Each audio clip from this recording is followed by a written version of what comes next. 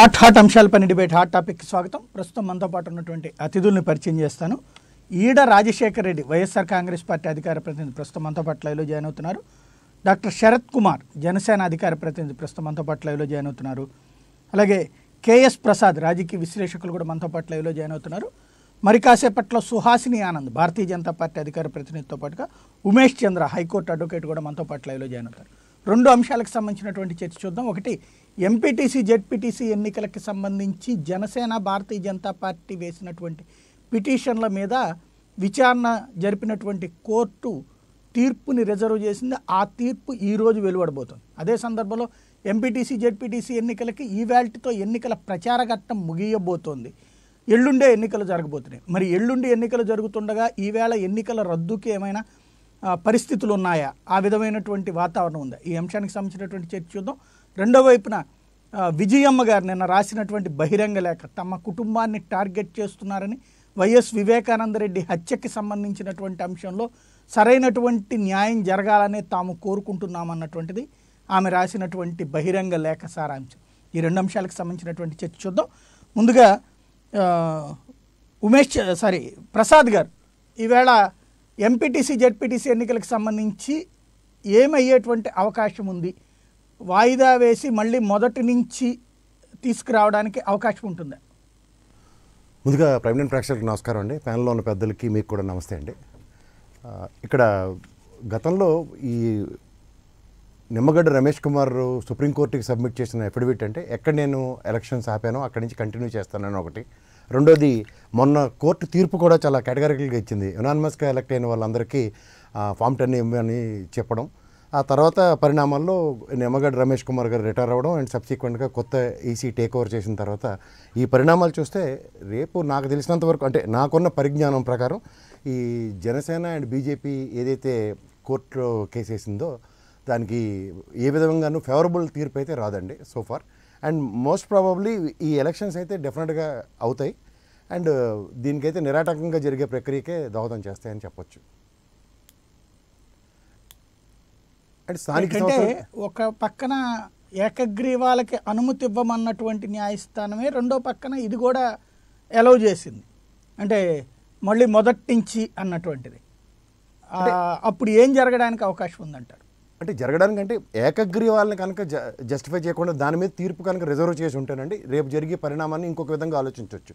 ఎప్పుడైతే ఏకగ్రీవాలకి కోర్టు ఏ విధమైన లిమిటేషన్స్ లేకుండా యునానిమస్గా ఎలక్ట్ అయిన వాళ్ళని డిక్లేర్ చేయమని చెప్పిందో దాని కంటిన్యూషనే ఈ తీర్పు ఉంటుంది గ్యారంటీగా. ఎలక్షన్ ప్రక్రియ అనేది ఆటంకం లేకుండా కంటిన్యూ చేయమని చెప్తుంది. ఎందుకంటే ఆ నామినేషన్ల ఉపసంహరణ కానీ లేకపోతే ఇప్పుడు తెలుగుదేశం పార్టీ ఇచ్చిన పిలుపు ప్రకారం అయితే we are not participating in the elections అంటే నామినేషన్ విత్డ్రా చేసుకోవడానికి కూడా ఆ టైం అన్నీ జరిగిపోయాయి. కాబట్టి ఫస్ట్ నామినేషన్స్ కానీ తర్వాత గత ఈసీ ఇచ్చిన ఒక దీంట్లో కూడా రెస్పెక్టివ్ పీపుల్ ఎవరికైనా అప్రహెన్షన్స్ ఉన్నప్పుడు ఆ కలెక్టర్తో దాని మీద విచారణ జరిపించండి, అక్కడ ఏమైనా ఉంటే దాని మీద డెసిషన్ అంటే కూడా ఈ రోజుకి కూడా దాని మీద ఏ విధమైన డెసిషన్స్ తీసుకోలేదు కలెక్టర్ పరంగా కానీ ఏదైనా సరే. సో ఈ పర్యవసానాలన్నింటినీ దృష్టిలో పెట్టుకుని చేసే ప్రక్రియలు అయితే మాత్రం కోర్టు అయితే నాకు తెలిసి అబ్నార్మల్ డెసిషన్ అయితే ఇవ్వదు. అండ్ దీని మీద ఏ విధంగానూ నిరాటంకంగా ఎలక్షన్స్ జరిగే ప్రక్రియకి దోహదం పడుతుందని మాత్రం నేను నాకున్న పరిజ్ఞానం ప్రకారం చెప్తున్నాను.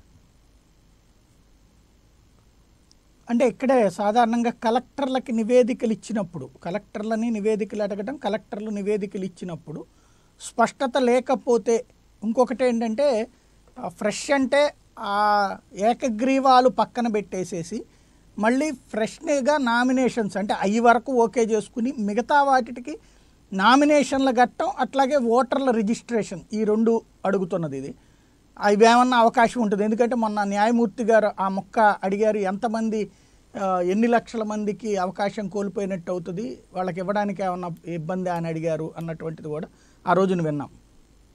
అంటే ఇక్కడ న్యాయస్థాన పరిధిలో ఉన్న రెండు అంశాలని ఒక వేదిక మీద తీసుకొచ్చినప్పుడు అండి ఖచ్చితంగా ఫస్ట్ డెసిషన్ ఏదైతే ఉందో దాని కనుక స్టాండ్ స్టాల్ అని చెప్పి దాన్ని ఆపగలిగి ఉండుంటే ఈరోజు ఈ డిస్కషన్కి కంటిన్యూషన్ ఉంటుంది. ఎప్పుడైతే ఆ యునానిమస్ అన్న దాని మీద పాత ప్రక్రియకే ముందు కంటిన్యూషన్ వచ్చినప్పుడు ఇప్పుడు కొత్త ప్రక్రియలో మళ్ళీ ఫ్రెష్ నామినేషన్స్ అంటే 25% almost it is not a single small figure, ఏదో 1-2 స్థానాలు అనుకుంటే ఆ విధంగా కాకుండా ఇది ఆల్మోస్ట్ 25% దగ్గర ఉన్న వాటి మీద ఒక యునానిమస్ డెసిషన్ ఆల్రెడీ కోర్టు తీసుకుంది, కోర్టు పరిగణనలో ఉన్న వాటిల్లో.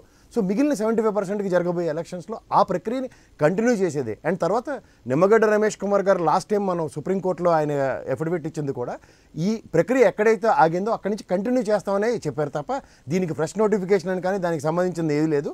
తర్వాత ఆయన లాస్ట్ వర్కింగ్ డే కూడా ఆయన ఇచ్చిన, అంటే దానికన్నా ముందు ఇచ్చిన ఒక స్టేట్మెంట్ని కూడా మనం పరిగణలోకి తీసుకుంటే ఈ ప్రక్రియకి నోటిఫికేషన్స్ 4 వారాల పరిధి అన్న దాని మీద బేస్ చేసుకునేది ఆయన నోటిఫికేషన్ ఇవ్వలేదు. కానీ వేరే విధమైన కార్యకలాపాలకి కోర్టు తీర్పుని ఆపాదించుకుని దాని ప్రకారం నేను ఆగాను అన్న విషయం మాత్రం ఆయన ఎక్కడ తేటతెల్లం చేయలేదు. సో ఈ వీటిలన్నింటినీ బేస్ చేసుకుని జాగ్రత్తగా చూసుకుంటే కోర్టు కూడా ఈ రిజర్వ్ చేసిన తీర్పుని ఏ విధంగా ఇస్తుంది అన్న దానికైతే ఉన్న క్లూ ప్రకారం అయితే ఖచ్చితంగా ఈ ఎలక్షన్ ప్రాతిపదికని ముందుకు తీసుకెళ్లే ప్రక్రియనే గ్యారంటీగా చూసుకుంటుంది.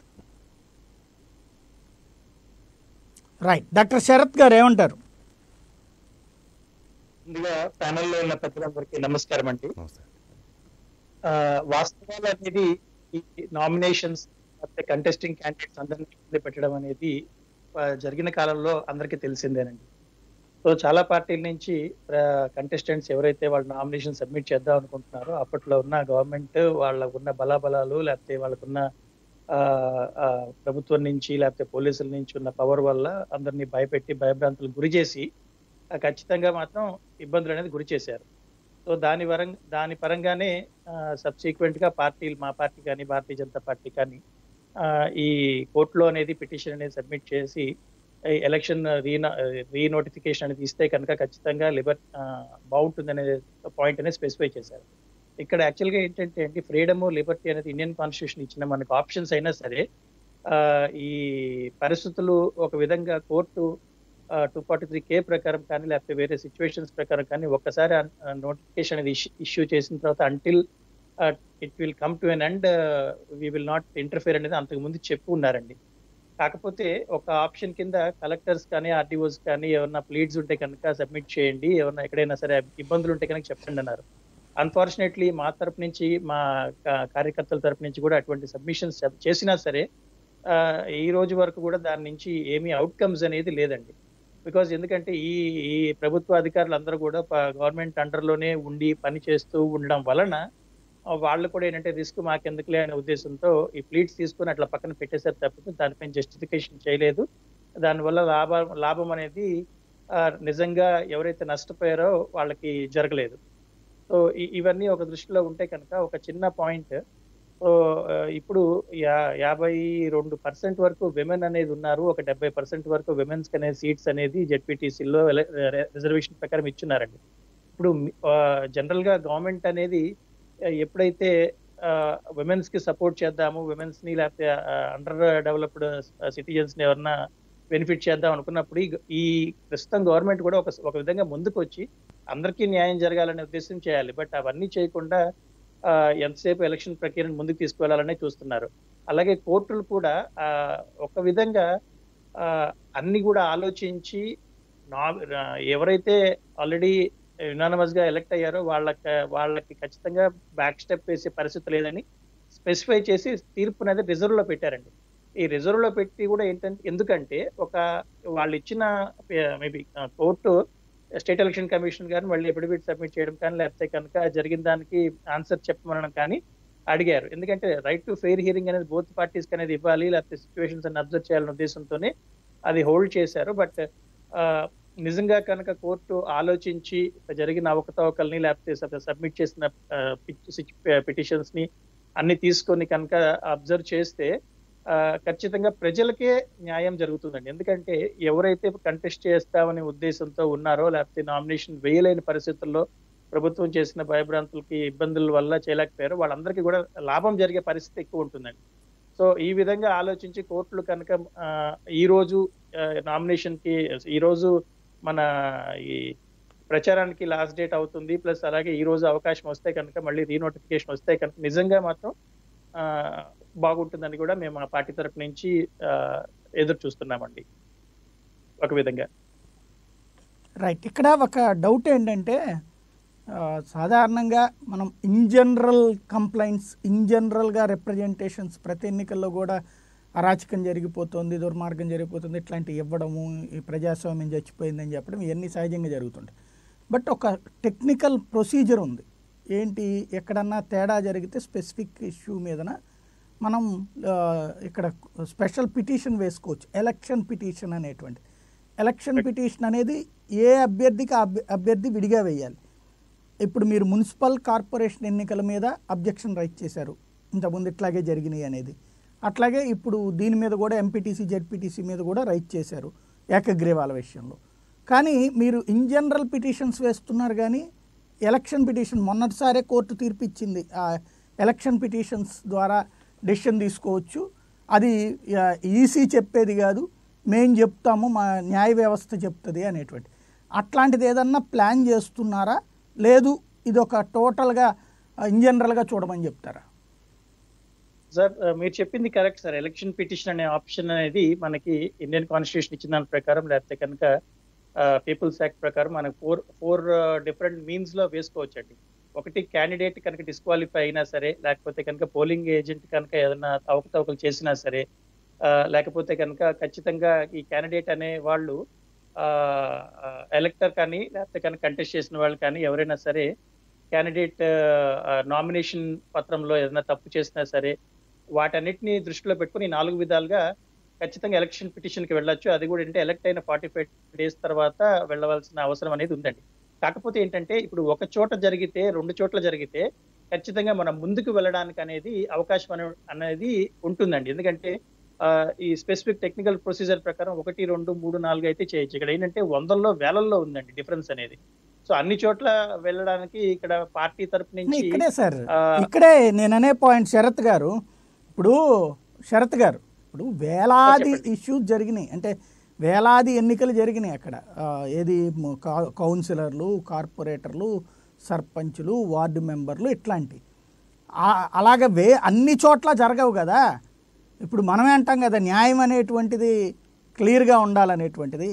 అందరినీ ఒకే ఘాటను కట్టేయలేం కదా. ఇప్పుడు పర్ఫెక్ట్గా ఉన్నది ఉంటుంది, పర్ఫెక్ట్గా లేనిది ఉంటుంది. ఇప్పుడు మర్డర్లు జరిగిపోతున్నాయి దేశం అంతా అని చెప్పేసి అందరినీ తీసుకెళ్లి జైళ్ళలో బెటర్ కదా.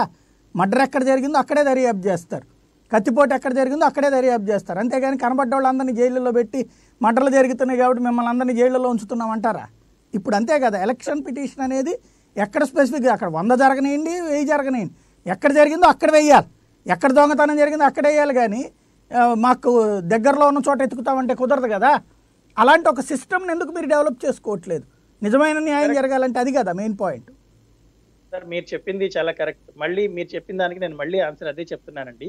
ఒక చోట 10 చోట్ల 100 చోట్ల 1000 చోట్ల అనే పరిస్థితిలో ఒక 1000 చోట్ల ఇప్పుడు 9369 నామినేషన్ స్థానాలు ఉంటాయి కనుక అక్కడ ఖచ్చితంగా దాదాపు చాలా చోట్ల సిగ్నిఫికెంట్ గా అన్ని పార్టీలకి తెలుసు, మీడియాకి తెలుసు, లేకపోతే కనుక స్టేట్ ఎలక్షన్ కమిషన్. నేను అంటోంది మీకు శరత్ గారు, మనము నిరక్షరాస్యులం కాదు.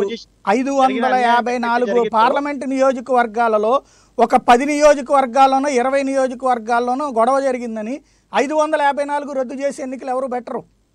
అప్పుడు ఏం చేస్తాం? స్పెసిఫిక్గా జరిగిన చోట కంప్లైంట్ ఉంటుంది. ఇక్కడ మీకు అదే ఎలక్షన్ పిటిషన్ అలా స్పెసిఫిక్గా ఎందుకు చేయలేకపోతున్నాం అని అడుగుతున్నా నేను. సార్ ఆ ఎలక్షన్ పిటిషన్ స్పెసిఫిక్ గా చేయాలంటేనే ఇక్కడ మేజర్ గా మా దగ్గర కామన్ మ్యాన్ అనే వాళ్ళు కంటెస్టెంట్స్ కింద వచ్చున్నారు సార్. సో వాళ్ళు ఈ కోర్టులకు వెళ్ళి లేకపోతే కనుక కోర్టులకు వెళ్ళి ఎదిరించి లేకపోతే కావాల్సిన సబ్మిషన్స్ చేసి అనే పరిస్థితుల్లో వెనకపడే పరిస్థితే ఉంది సార్ మా దగ్గర. ఎందుకంటే Janasena party zero budget politics లో ముందుకు వెళ్తూ అలాగే కామన్ మ్యాన్ ఎవరైతే ఉన్నారో వాళ్ళని రిప్రజెంటేటివ్స్ కింద తీసుకోవాలనే ఉద్దేశంతో మేము ముందుకు వచ్చాము. మా దగ్గర అంగబలం లేదు, అర్ధబలం లేదు. అటువంటి పరిస్థితుల్లో ఉండి కూడా మేము ఈవెన్ అందరి తరపున రిప్రజెంట్ చేయడానికి మేము కోర్టులకు వెళ్ళాము. ఎలక్షన్ పిటిషన్ తరపుని వెళ్లే పరిస్థితి నిజంగా రావాలి. అటువంటి రావాలంటే కనుక కొన్ని వేలల్లోనే వచ్చే అవకాశం మాత్రం మా దగ్గర నుంచి కానీ లేకపోతే వేరే పార్టీస్ దగ్గర నుంచి కానీ ఉంటుందండి. కాకపోతే ఇది కూడా ఏంటంటే యునానిమస్ గా ఎలక్ట్ అయిన వాళ్ళు యునానిమస్ గా ఎలక్ట్ అయిన వాళ్ళు ఆల్రెడీ ఒక టైం పీరియడ్ అనేది ఉంటుందండి. ఎలక్షన్ పిటిషన్ కి వెళ్ళాలంటే మనకి 45 డేస్ టైం పీరియడ్ అనేది ఉంటుంది. దానికి ఇప్పుడు అప్లికేబులా కాదా అనేది కూడా మనం ఒకసారి చెక్ చేసుకోవాలి. సో ఈ తర్వాత ఈ ఎలక్షన్ రిజల్ట్ 10వ తారీఖు వచ్చిన తర్వాత కూడా మీరు చెప్పినట్టుగా వెళ్ళడానికి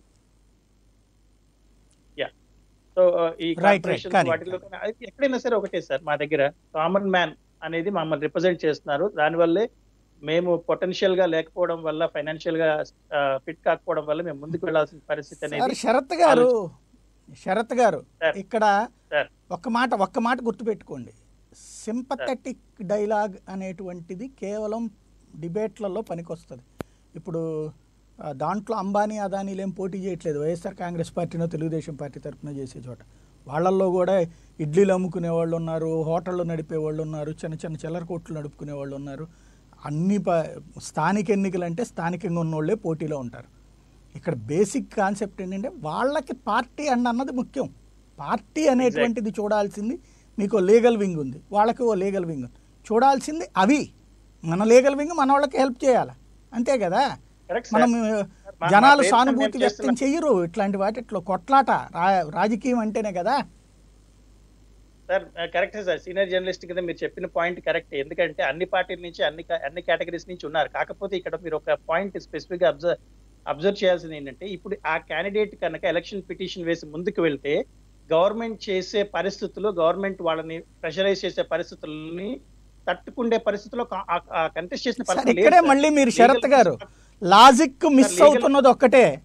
ఒక వ్యాపారం అనుకోండి, అనేదో ఏడిపిస్తారు, లేకపోతే ఇంకొక కాంట్రాక్టర్ అయితే ఏడిపిస్తారు. మీరే చెప్తున్నారు కామన్ మ్యాన్ ఏం ఏడిపిస్తారు, వాళ్ళు అంతకు మించి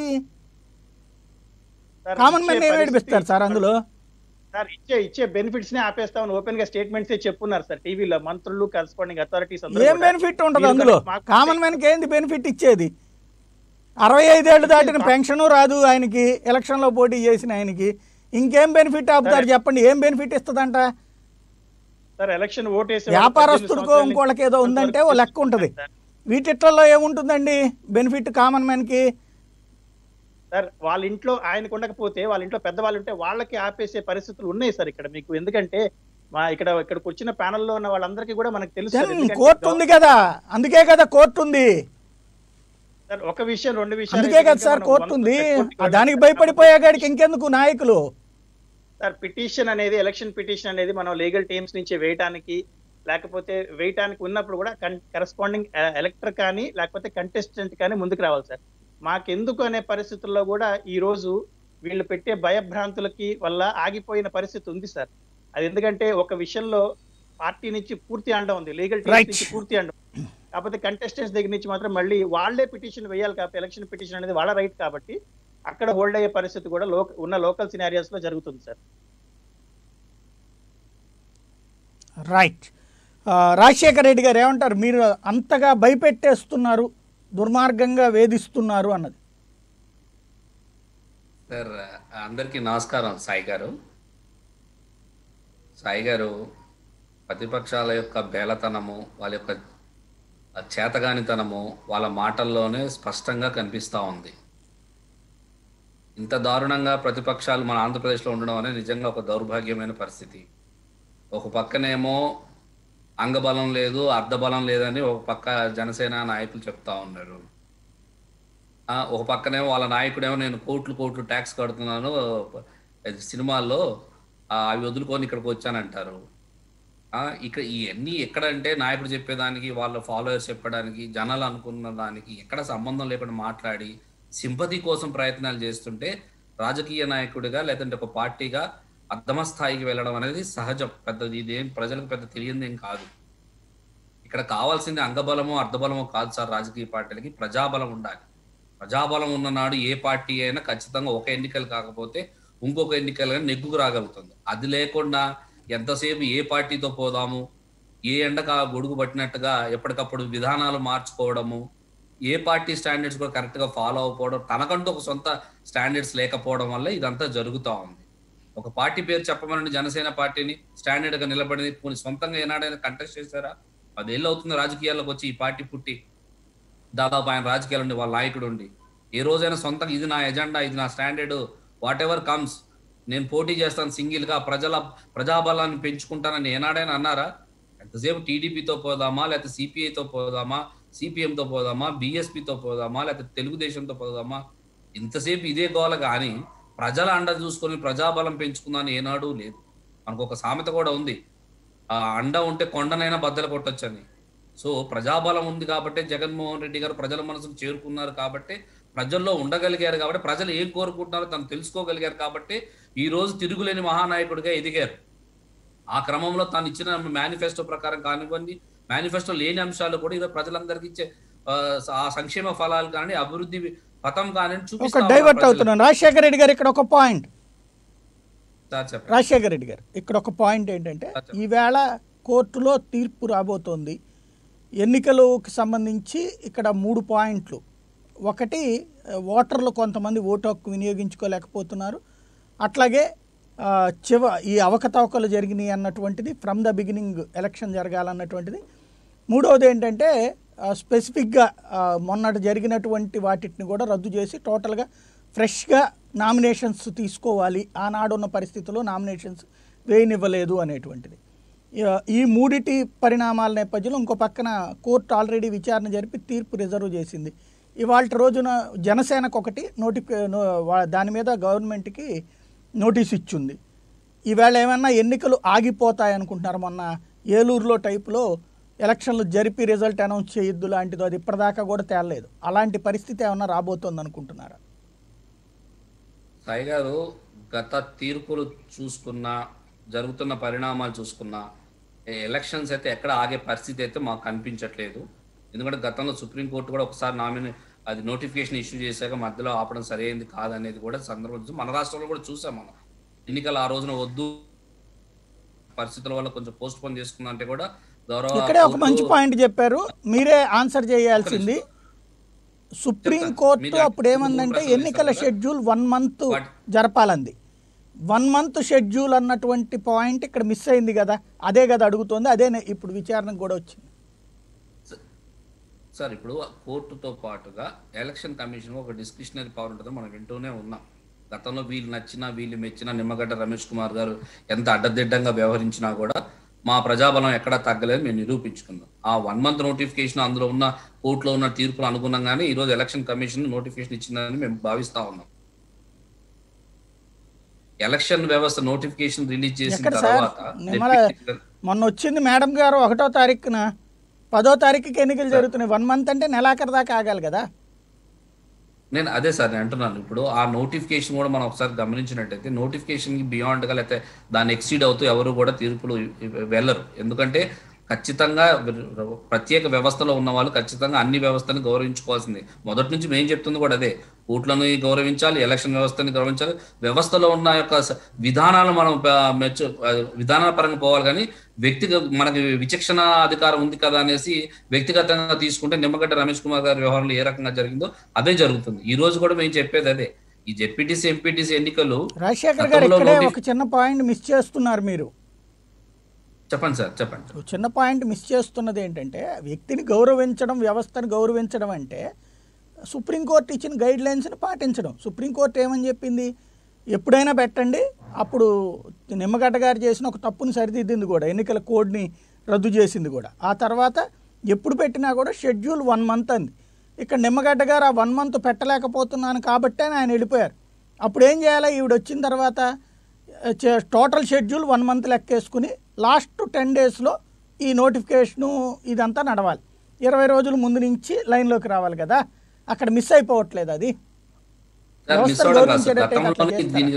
సార్ ఇది ఒకటి, గతంలో ఆల్రెడీ ఇచ్చిన నోటిఫికేషన్ కాబట్టి, ఇది ఎగ్జిస్టింగ్ నోటిఫికేషన్ ఆల్రెడీ వర్క్లో ఉంది కాబట్టి, ఇప్పుడు జరుగుతున్నది అంటే గత 6 రోజుల ముందు ఇచ్చినా సరిపోతుంది అనేది ఎలక్షన్ కమిషన్లో ఉన్నటువంటి ప్రొవిజన్స్ కూడా చెప్తా ఉన్నాయి. అంటే కరెక్ట్గా 6 రోజుల వ్యవధి కూడా కావాలి ఎలక్షన్స్ నిర్వహించడానికి. కానీ దానికి అంటే ఆల్రెడీ మనం పాత నోటిఫికేషన్ ఇది సంవత్సరం అయిపోయింది. దానికి అనుగుణంగా మళ్ళీ 6 days వర్కింగ్ గ్యాప్ ఉండాలి ఎలక్షన్స్ పెట్టేదానికనే. ఆ 6 days గ్యాప్ తీసుకొని ఈ రోజున April 1st ఇచ్చినట్టయితే April 8వ తారీఖు పెట్టారంటే 6 days more than 6 days ఉంది కాబట్టి దానికి అనుగుణంగానే ఈ రోజు ఎలక్షన్స్కి వెళ్తా ఉన్నారు. మీరు ఇంతకుముందు చెప్పినట్టుగా జెడ్పీటీసీ ఎంపీటీసీ ఎన్నికలు జరుగుతున్నప్పుడు ఇప్పుడు ఈ నిజంగా జనసేన నాయకులు మాట్లాడుతూ ఎక్కడా జరగనట్టు ఇక్కడే జరుగుతున్నట్టు, ఈ నచ్చిన మెచ్చిన నిమ్మగడ్డ రమేష్ కుమార్ గారే చాలా బ్రహ్మాండంగా జరిగే ఎలక్షన్స్ ఆయనే మెచ్చుకున్నారు. బాగా జరగడం కాదు సాయి గారు, చాలా బాగా జరిగాయి, ప్రభుత్వం కూడా చాలా బాగా సహకరించని అధికారులను సైతం మనం మెచ్చుకున్నారు. మరి ఇదే జనసేన ఒక మిత్ర పార్టీ బీజేపీ గుజరాత్లో దాదాపు మొత్తం మున్సిపల్ ఎలక్షన్స్ కానీ పంచాయతీ ఎలక్షన్ మొత్తం స్వీప్ చేసి పారునుకాయి సార్. మరి అక్కడ ఎన్ని దుర్మార్గాలు జరిగాయి సార్, ఎన్ని అక్రమాలు జరిగాయి సార్, ఎన్ని అరాచకాలు జరిగాయి అనుకోవాలి సార్. మనం ఇప్పుడు వీళ్ళు చెప్పే ప్రజాబలం ఉన్నప్పుడు ప్రతిపక్షాలు ఓరవలేని తనాన్ని ఇక్కడ బేలతనం కనబడతా ఉంది. ఒక రాష్ట్రంలో ఒకలాగా విధానాన్ని ఎంచుకుంటే ఈ రాష్ట్రంలో వాళ్ళ పరిస్థితి ఇక్కడనే ఉంటుంది. రైట్, మళ్ళీ మీ దగ్గరికి వస్తానండి. సుహాసిని గారు ఏమంటారు? ఎన్నికలకు సంబంధించి ఏం తీర్పు వచ్చే అవకాశం ఉంది? మొన్ననే మీదంతా కూడా అయిపోయినాయి ఆర్గ్యుమెంట్స్. అట్లాగే జనసేన దాని మీద ఒకటి మాత్రం నోటీస్ ఉంది. ఇవాళ ఏమన్నా ఎన్నికలు వాయిదా పడతాయి అనుకుంటున్నారా?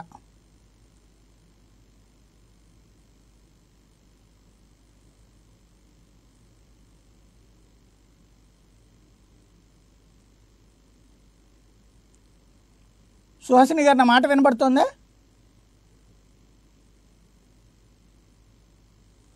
రైట్, మళ్ళీ మీ దగ్గరికి వస్తాను. ప్రసాద్ గారు, ఇక్కడ ఈ కాన్సెప్ట్లో ఏం జరిగేటువంటి అవకాశం ఉంటుంది అంటే, నేను అనేది ఇక్కడ నిమ్మగడ్డ గారేమో 1 month అన్నారు. అక్కడ ఆ పాయింటే ఇప్పుడు జనసేన ప్రధానంగా రైట్ చేసింది. బీజేపీ రైట్ చేసిన పాయింట్ కంటే వీళ్ళు అదనంగా రైట్ చేసిన పాయింట్ అది షెడ్యూల్ 1 month ఉండాలని చెప్పి సుప్రీంకోర్టు గైడ్ లైన్స్ ఉంటే అది ఆచరణలో పెట్టట్లేదు అన్నది. అంటేనండి, ఇప్పుడు విచక్షణాధికారాలు వెసస్ సుప్రీంకోర్టు తీర్పులు అండ్ రాష్ట్ర పరిధిలో ఉన్న అంశాలు అన్నవి ఈ మూడింటిని పరిగణలోకి తీసుకుంటానండి.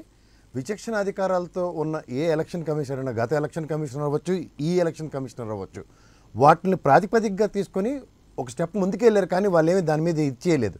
అండ్ మోరోవర్, ఈ పిటిషన్ అంటే నా పరిధిలో నాకున్న నాలెడ్జ్ ప్రకారం వీళ్ళు సుప్రీంకోర్టులో కనుక ఈ స్క్వాష్ పిటిషన్ వేసి ఉంటే it would have been something else.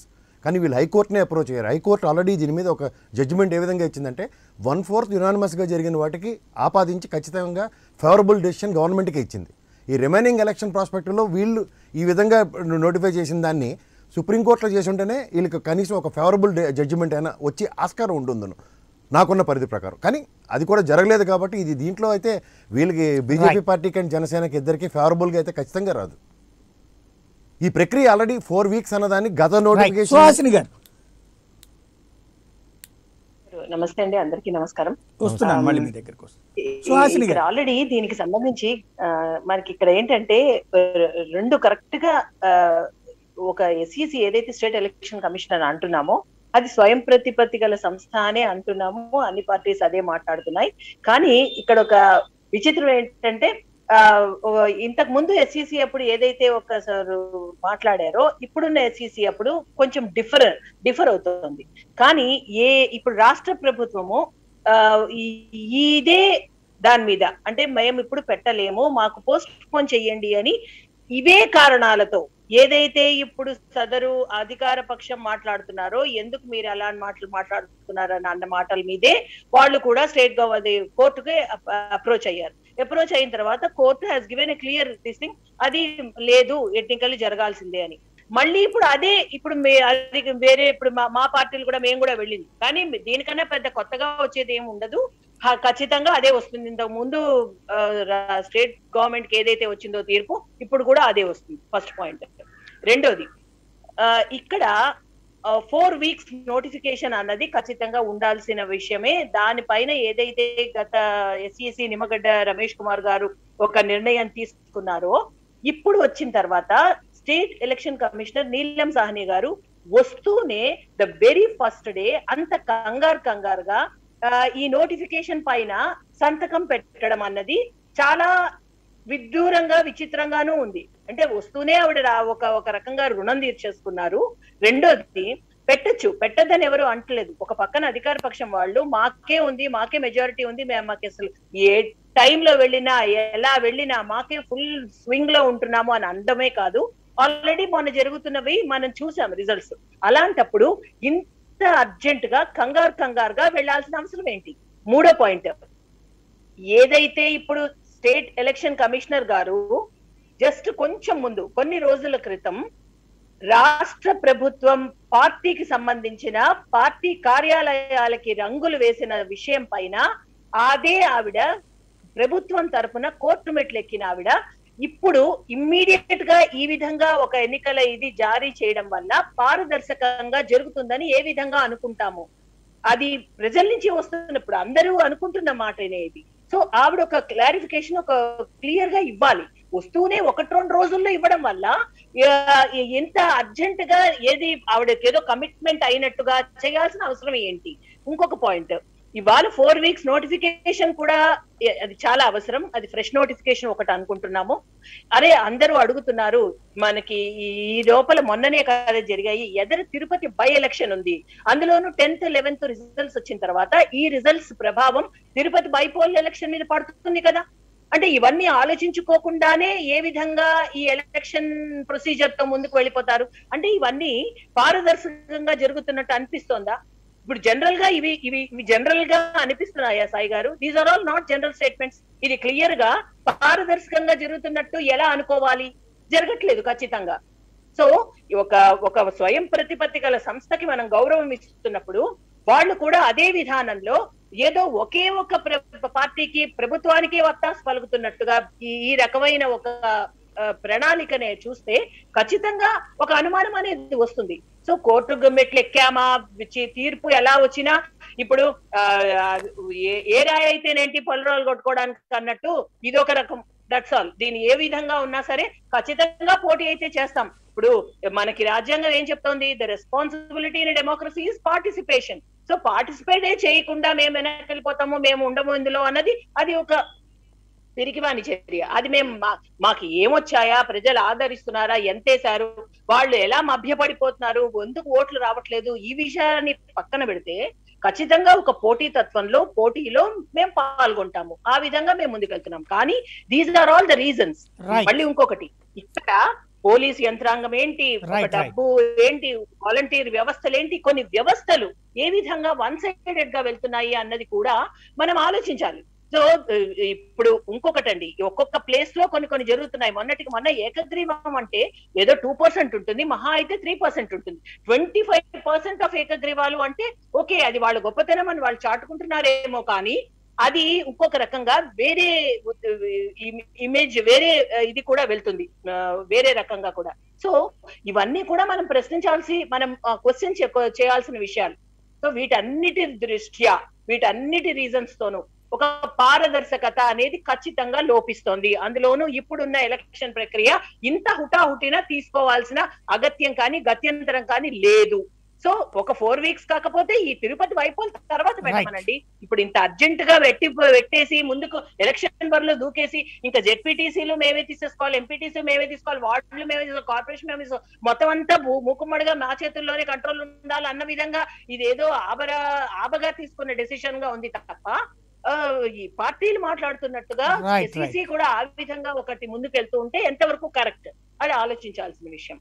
అంటే ఇక్కడ ఒక పాయింట్ సుహాసిని గారు, 2013లో అప్పుడు కాంగ్రెస్ గవర్నమెంట్ కిరణ్ కుమార్ రెడ్డి గారు అయిపోయే టైంలో ఎలక్షన్స్ పెట్టేశారు, స్థానిక ఎన్నికలు. దాని ఇన్ఫ్లుయెన్స్ మెయిన్ ఎలక్షన్ల మీద, రిజల్ట్ మీద పడుతుంది అన్నప్పుడు కోర్టులో వేసినప్పుడు రిజల్ట్ అనౌన్స్ చేయకుండా అప్పుడు వాయిదా పడింది. అట్లా మీరేమన్నా ఇప్పుడు తిరుపతి పార్లమెంట్ ఎన్నికలు అయ్యేదాకా ఈ రిజల్ట్ని ఆపమని కోర్టుకు వెళ్ళబోతున్నారా? అది ఖచ్చితంగా ఉంటుందండి. నిజంగా అలా కనుక చేస్తే కోర్టు ఖచ్చితంగా ఆ విధంగానే ఒక డెసిషన్ తీసుకుంటుందని మేము ఆశిస్తున్నాం. ఎందుకంటే ఇది డెఫినెట్లీ ఇది వయబుల్ పాయింట్, వ్యాలిడ్ పాయింట్. ఇది ఖచ్చితంగా ఇది ఈ విధంగానే జరుగుతుంది. డెఫినెట్ గా రిజల్ట్స్ విల్ బి హోల్డెడ్ అండి, అది ఇంపార్టెంట్. రైట్. ఉమేష్ చంద్ర గారు ప్రస్తుతం మనతో పాటు జాయిన్ అయ్యారు, హైకోర్టు అడ్వకేట్. నమస్తే ఉమేష్ చంద్ర గారు. ఈవేళ ఎంపీటీసీ జెడ్పీటీసీ ఎన్నికలని మళ్ళీ ఫ్రమ్ ద బిగినింగ్ చేయమని చెప్పేసి జనసేన, భారతీయ జనతా పార్టీ కోర్టుకు వెళ్ళినాయి. ఆల్రెడీ ఇంతకుముందు ఏకగ్రీవాలకి సర్టిఫికెట్లు కూడా ఇవ్వమని అదే హైకోర్టు ఆర్డర్ వేసింది. అప్పుడు ఫ్రమ్ ద బిగినింగ్ అంటే అవి రద్దు చేసి స్టార్ట్ చేయాల్సి వస్తుంది. అలాంటి తీర్పు ఈరోజు ఇవ్వడానికి అవకాశం ఉందా? ఇప్పుడు ఎల్లుండే జరగాల్సినటువంటి ఎన్నికల్ని ఆపివేసి రద్దు చేసి మళ్ళీ ఫ్రమ్ ద బిగినింగ్ చేయడానికి అవకాశం ఉంటుందా?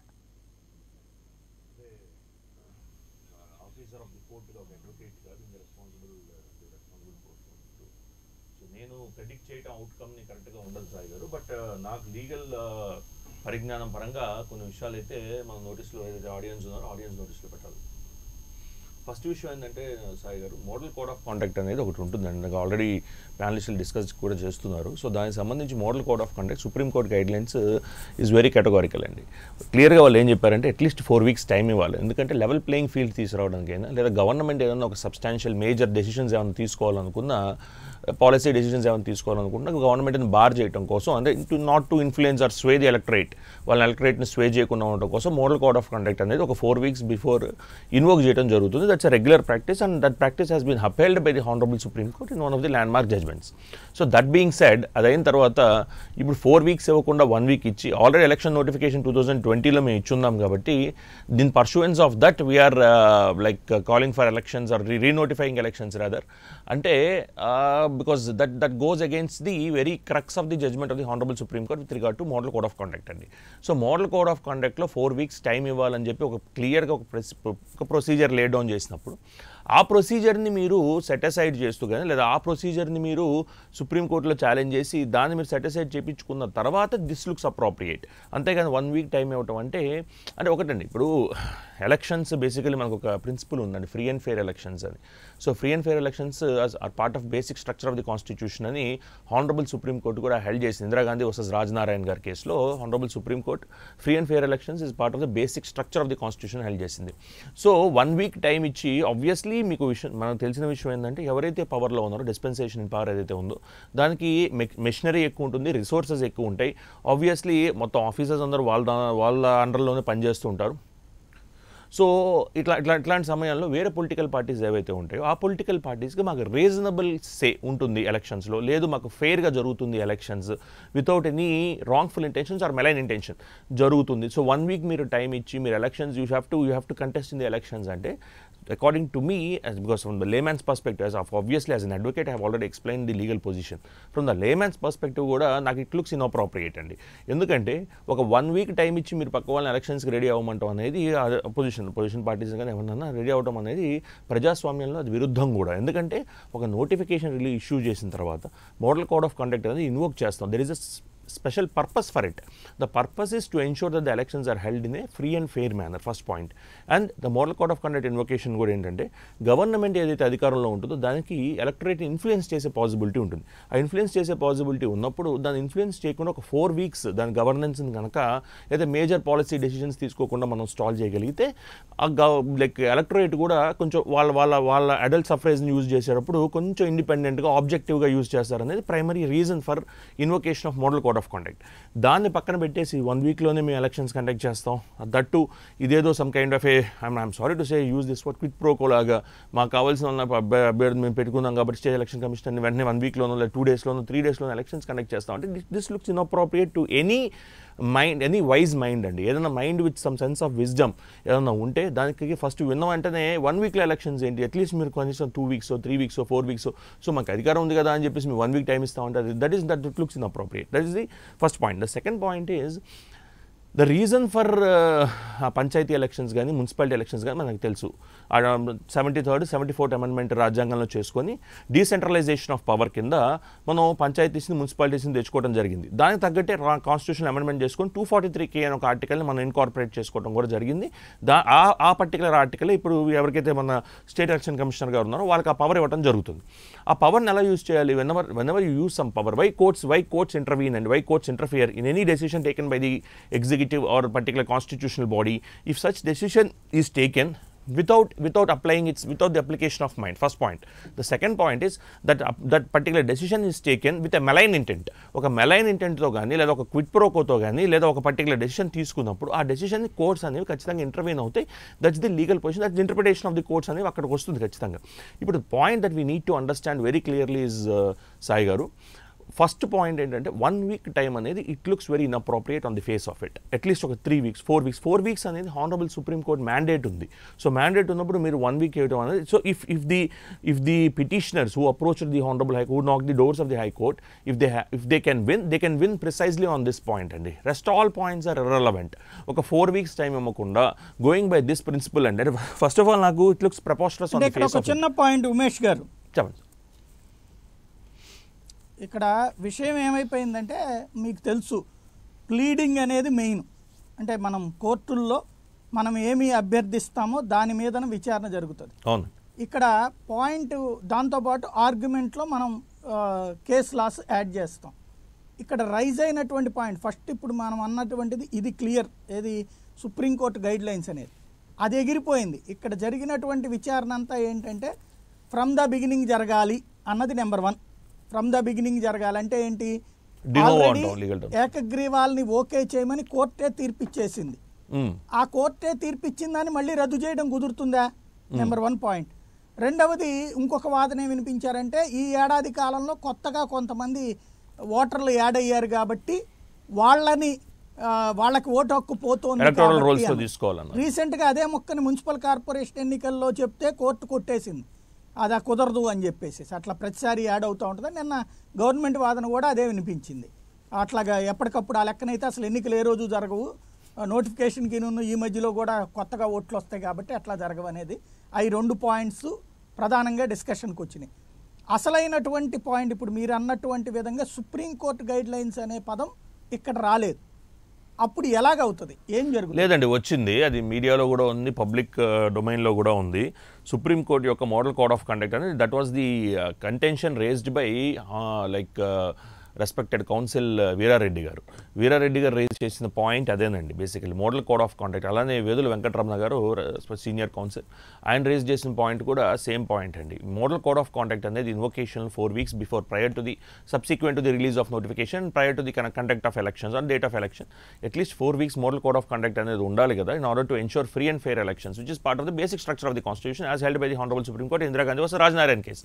That principal is been given a go by in this particular instance అనేది that is the primary contention raised by both the councils. Even మొన్న కూడా చెప్పింది సుప్రీం కోర్టు ఆమొక్కే. Yeah, that's what reiterate చేసింది Supreme Court, దాన్నే reiterate చేసింది. So point ఏంటంటే అండి, ఇప్పుడు there is only because legal ఫ్రేమ్వర్క్లో మన సాయి గారు మనం 100 ఆర్గ్యుమెంట్స్ 100 సబ్మిషన్స్ పెట్టాల్సిన అవసరం లేదు. 1 submission wear the supreme court has categorical held time and again. అంటే కాన్స్టెంట్గా ఒక పర్టికులర్ పొజిషన్ కనుక సుప్రీం కోర్ట్ హెల్డ్ చేసి ఉంటే, ఫర్ ఇన్స్టెన్స్ అండి, let's keep this legal discussion aside. Just ఒక లేమెన్స్ పర్స్పెక్టివ్లో ఒక మామూలుగా ఒక చిన్న క్వశ్చన్ అడుగుతుంది నాకు, మన ఆడియన్స్ ఇక్కడ ఉన్న వాళ్ళ ప్యానలిస్టులు కానీ చూస్తున్న ఆడియన్స్కి కానీ, 1 weekలో నేను ఎలక్షన్స్ కండక్ట్ చేస్తాను అని నోటిఫికేషన్ ఇస్తే పక్కన ఉన్న ఎవరైతే పొలిటికల్ పార్టీస్ ఏవైతే ఉంటాయో ఆ పొలిటికల్ పార్టీస్ వాటికి రిసోర్సెస్ ఉంటాయా, వాటి ఫ్రీ అండ్ ఫెయిర్గా వాళ్ళు కంటెస్ట్ చేయగలుగుతారా? This is something that we need to take in to cognizance. So 1 week అనేది it's very short time. So model code of conduct invocation అనేది పక్కన పెడదాం కాసేపు. అంటే of course this becomes a discussion before the court, but if it is a discussion before the public court, the point that we need to understand is 1 week time is adequate for the opposition parties to prepare themselves to contest or field their candidates in the election. That is the fundamental point that we need to understand. And ఈ ఒక్క point మనం చెప్పవచ్చు.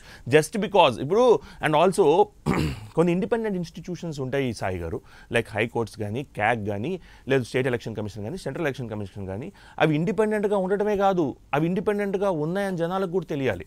So ఇవి ఇండిపెండెంట్గా ఉన్నాయని జనాలకు ఎట్లా తెలుస్తుంది? First point that you need to understand. నువ్వు వన్ వీక్ టైం ఇచ్చేసి no we're going for elections, let's conduct elections అంటే, so they should not only act independently, they should also appear to be acting independently.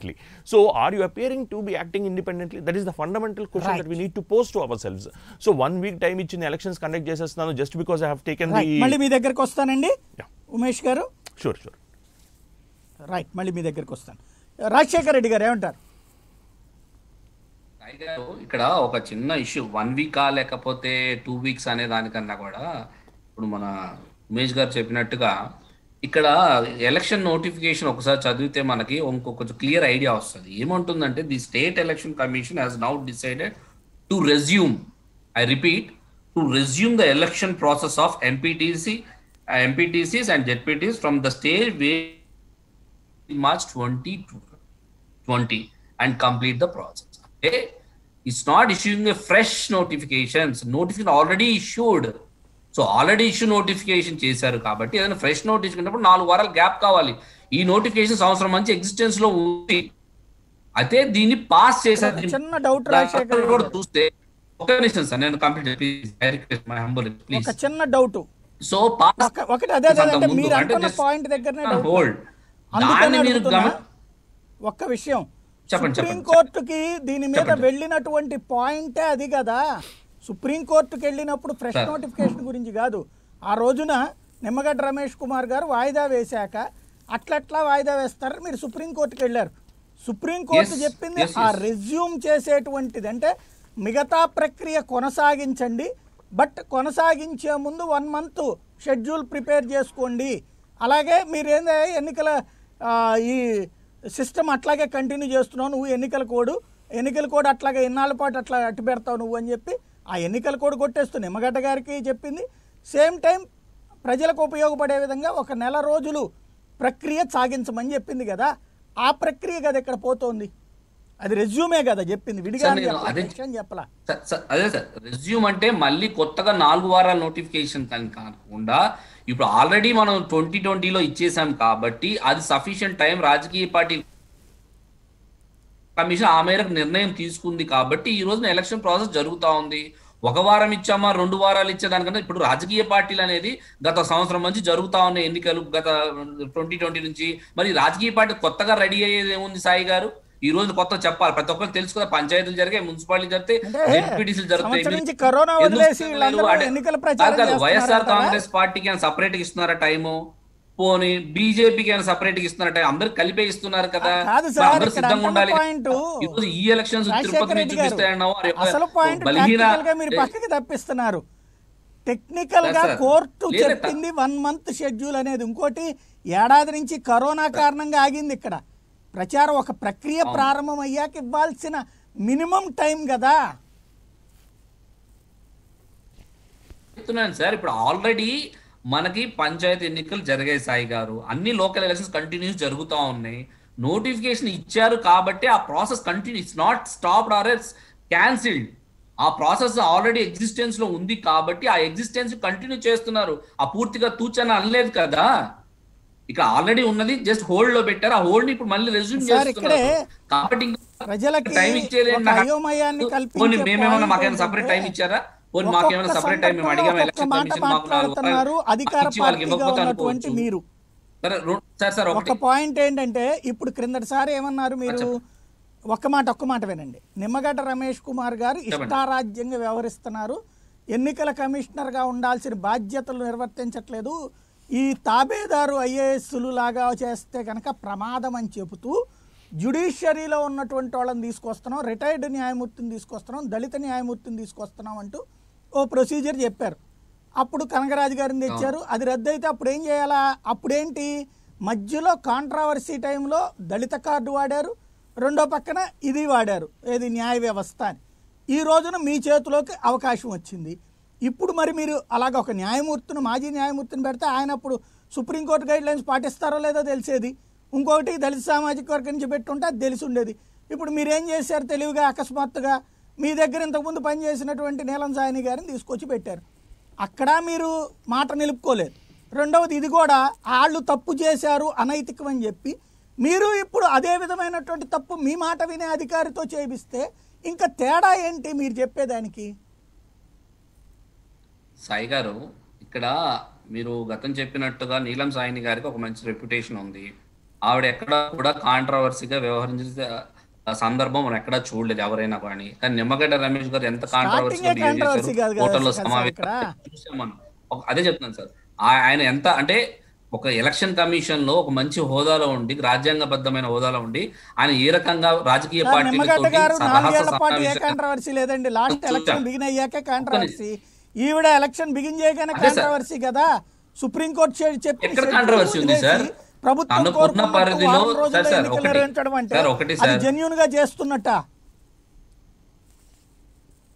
Sir. ఇక్కడ ఒకటి, నీలం సాయిని గారైనా నిమ్మగడ్డ రమేష్ కుమార్ గారు ఇతర రాజకీయ పార్టీలు అపాయింట్ చేసిన వాళ్ళైనా జగన్మోహన్ రెడ్డి గారు ఒకటే చెప్పారు, మేము ఏనాడైనా సిద్ధమే. ఇందులో ఎలక్షన్ కమిషన్లు ఎవరున్నా నిమ్మగడ్డ రమేష్ కుమార్ గారు ఉంటేనే మేము 82% పంచాయతీలో గెలిచాం, మున్సిపాలిటీలో 99% గెలిచాం. మాకు ఎలక్షన్ కమిషన్లు ఎవరున్నారనేది మాకు అసందర్భమైన మాట, అసలు మాకు అవసరం లేని మాట. అది ఎవరున్నా కూడా మేము కంటెస్ట్ చేస్తాము, ఇదే ఎలక్షన్ రిపీట్ అవుతుంది మేము ఫస్ట్ నుంచి చెప్తున్నాము. అయితే ఎలక్షన్ ప్రాసెస్ నోటిఫికేషన్ ఆధారంగా జరుగుతున్న చర్చ కాబట్టి మేము చెప్తా ఉన్నాం, ఆల్రెడీ ఇష్యూ చేసిన నోటిఫికేషన్ మళ్ళీ 4 వారాలు అంటే ఒక పక్క కరోనా కేసులు పెరిగిపోతున్నాయి, వ్యాక్సిన్ ఇవ్వలేకపోతున్నాయి, ప్రజలు ఇబ్బంది పడుతున్నారు. ఎంత త్వరితగతిన మనం చేయగలిగితే మొత్తం యంత్రాంగం అంతా కూడా కరోనా అవుతున్న ప్రజల ఆరోగ్యం దృష్ట్యా అది గ్రహించకుండా మళ్ళీ 4 వారాలు ఇవ్వండి, మళ్ళీ కేసులు పెరుగుతాయి కాబట్టి మేము ఇంకా పండగ చేసుకోవచ్చు ప్రతిపక్షాలు ఆలోచిస్తే వాళ్ళ ఆలోచనని ప్రజలు ఏ రకంగా శిక్షిస్తారని మళ్ళీ రాబోయే ఎన్నికలు కనబడుతుంది. రెండో మాట సార్, ఇంకొకటి ఇంతకు ముందు కంటిన్యూషన్ చెప్తా ఉన్నాను. ఈ రోజు సార్ సార్ ఈ శరత్ గారు మాట్లాడారు, లేకపోతే మన బీజేపీ సుహాసిని గారు మాట్లాడారు. ఏకగ్రీవాలు 2%, 3% జరిగాయంటే సార్ చరిత్ర సరిగా తెలియనట్టుంది సుహాసిని గారికి. ఎప్పుడు కూడా గతంలో జరిగిన ఏకగ్రీవాలకి ఇప్పుడు ఏకగ్రీవాలు జరిగినట్లయితే మీకు ఆన్ యావరేజ్ గా 15 to 25% జరిగిన చరిత్ర ఉంది. ఈసారి అంటే మాకు వచ్చిన 151 సీట్లతో కంపేర్ చేసుకుంటే అదే స్థాయిలో మేము సంక్షేమ ఫలాలు ఇస్తున్నాం కాబట్టి అదే స్థాయిలో ఏకగ్రీవాలు జరిగాయి. దయచేసి సుహాసిని గారు గుర్తుపెట్టుకోవాల్సిన ఒక అవసరం ఉంది. రెండోది సామాన్యులను పోటీ చేసే పరిస్థితి లేదంటున్నారు. ఈ రోజు తిరుపతిలో సామాన్యులు చేయకుండా ఎవరు చేస్తున్నారు సార్? గురుమూర్తి గారు ఎవరు సార్? ఒక సామాన్యుడు, ఒక ఫిజియోథెరపిస్టు. ఈ రోజు మున్సిపల్ ఎన్నికల్లో చూసాం, తోపుడు బండ్లు వాళ్ళు, కూరగాయలు అమ్ముకునే వాళ్ళు మేము నిలబెట్టాం. కానీ ఏది ఇది మాటల్లోనేమో పెద్ద పెద్ద మాటలు మాట్లాడతారు జనసేన బీజేపీ వాళ్ళు. ఈ రోజు కనీసం ఆ పార్టీలో కనీసం కూరగాయలు అమ్ముకునే వాళ్ళు కానీ, కట్టెలు కొట్టుకునే వాళ్ళు కానీ, వాలంటీర్లు కానీ, మేస్త్రీలు కానీ ఎక్కడైనా మచ్చుకైనా కనబడిందా సార్? కనబడదు. టీవీల ముందు మాత్రం చాలా గొప్ప నీతులు చెప్తుంటారు. కాబట్టి కనపడలేదని మీరంటే ఈ వ్యత్యాసాన్ని గమనించారు కాబట్టి వాళ్ళని 0% కి లేదా 0 to 5% లోకి ఆపేశారు. కాబట్టి ఇప్పటికైనా తెలుసుకోండి, మీరు మాటల్లో కాదు చేతల్లో చూపించి ప్రజలకు చేరువవ్వండి. పార్టీలకు చేరువవ్వడం కాదు, ఒకరికొకరు దగ్గర అవ్వడం కాదు. ప్రజలకు ఎంత మేలు చేసిన వాళ్ళైతే ప్రజలు అంత బలం పెరుగుతుంది. లేదంటే మీ స్థాయిలో ఉంటుంది. మేము ఎప్పుడు జగన్మోహన్ రెడ్డి గారి నాయకత్వం ఈ పార్టీ ఎప్పుడు కూడా 80 నుంచి 99% వరకు దూసుకెళ్తూనే ఉంటాం. రైట్, శరత్ గారు. రాజశేఖర రెడ్డి గారు, ఇండియన్ కాన్స్టిట్యూషన్ అన్నా ఎలక్షన్స్ అన్నా మ్యాథమెటిక్స్ స్టాటిస్టిక్స్ కాదండి. అంతకుముందు 15% నుంచి 25% జరిగింది, లేకపోతే కనుక అందుకని ఇప్పుడు కూడా అట్లా జరగాలని కాదు. అది దృష్టిలో పెట్టుకోండి. అలాగే మీరు అన్న మాటలు చాలా విషయాలు హాస్యాస్పదంగా ఉన్నాయి. ప్రజలను అసలు పట్టించుకోలేని పరిస్థితిలో ఉన్నాయండి. ఎందుకంటే లాస్ట్ 1 year మీకు ఆల్రెడీ స్కోప్ ఉంది, మీరు రాజకీయాలు చేసుకోవచ్చు కదా అనే పాయింట్ మీరు అంటున్నారు. ఏంటంటే కరోనా పరిస్థితుల వల్ల ఉండడం వల్ల ప్రజలందరూ కూడా చాలా ఇబ్బందుల్లో ఉన్నారు. ఆ టైంలో మా పార్టీ తరపు నుంచి అయితే మేము పాలిటిక్స్ అనేది అయితే కనుక చేయలేదండి. మేము ప్రజలకు ఏమైనా సహాయం చేయగలిగితే చేశాము. మా కార్యకర్తలు మా వాళ్ళందరూ కూడా చూశారు. అదే విధంగా అంతే తప్పితే మీలాగా ఈ ఎలక్షన్స్ ని దృష్టిలో పెట్టుకొని లాస్ట్ 1 year లో కూడా ప్రజల కోసం కాకుండా ప్రజల రాజకీయ పార్టీలు రాజకీయాలు కాకపోతే సేవా సంస్థలు పెట్టుకోండి. ఫ్యాక్ట్ ఫైండింగ్ కమిటీ అని పెట్టారు, అప్పుడేదో పెట్టారు కదా. కరోనా పరిస్థితుల్లో కూడా రాజకీయం చేసే అంత పరిస్థితుల్లో మీరున్నారు, కానీ మేమైతే లేము. అలాగే మీరు చాలా విషయాల్లో నిమ్మగడ్డ రమేష్ గారు స్టేట్ ఎలక్షన్ కమిషనర్ గారి కింద ఉన్నప్పుడు ఎట్లా అబ్జెక్ట్ చేశారో, ఒక టీడీపీ గవర్నమెంట్ తో టీడీపీ పార్టీతో లింక్ అయిందని. ఇప్పుడు కూడా మీరు అదే తావు ఖచ్చితంగా నీలం సాహ్ని గారు మీకు అసోసియేట్ అయినప్పుడు జరుగుతున్న పరిస్థితి అదేనండి. ఎందుకంటే అక్కడ ఒక న్యాయం, ఇక్కడ ఒక న్యాయం అనేది లేదు. అక్కడ ఒక న్యాయం, ఇక్కడ ఒక న్యాయం అనేది జరగట్లేదు. మీరు అదే అక్కడేమో ఆ రోజు పాయింట్ చేశారు, ఈ రోజు ఏమో అంత ట్రాన్స్పరెంట్ గా జరుగుతుంది, ట్రాన్స్పరెంట్ గా జరగాలనే మెన్షన్ చేస్తున్నారు. మీరు అన్ని చోట్ల ఒకలాగా ఉండి మీరు నిజంగా 151 సీట్లు వచ్చినాయి కాబట్టి మేము 25% ఏకగ్రీవాలు వచ్చినాయి అంటే కనుక అది కరెక్ట్ కాదండి. ఒక ఎలక్షన్ వేరు, ఒక ఎలక్షన్ కి ఒక ఓటింగ్ ప్రొసీజర్, ఇంకొక ఎలక్షన్ కి ఇంకొక ఓట్ అనేది ఉంటుంది. అంతే తప్పితే మాకు అక్కడ బాగా బెనిఫిట్ వచ్చింది కాబట్టి మాకు అదే పర్సంటేజ్ స్లాట్ లో ఇక్కడ కూడా మాకు రావాలి ఏకగ్రీవాలు అనేది మీరు చెప్పడం అనేది అది ఎంతవరకు కూడా కరెక్ట్ కాదు, అది యాక్సెప్టబుల్ కాదు.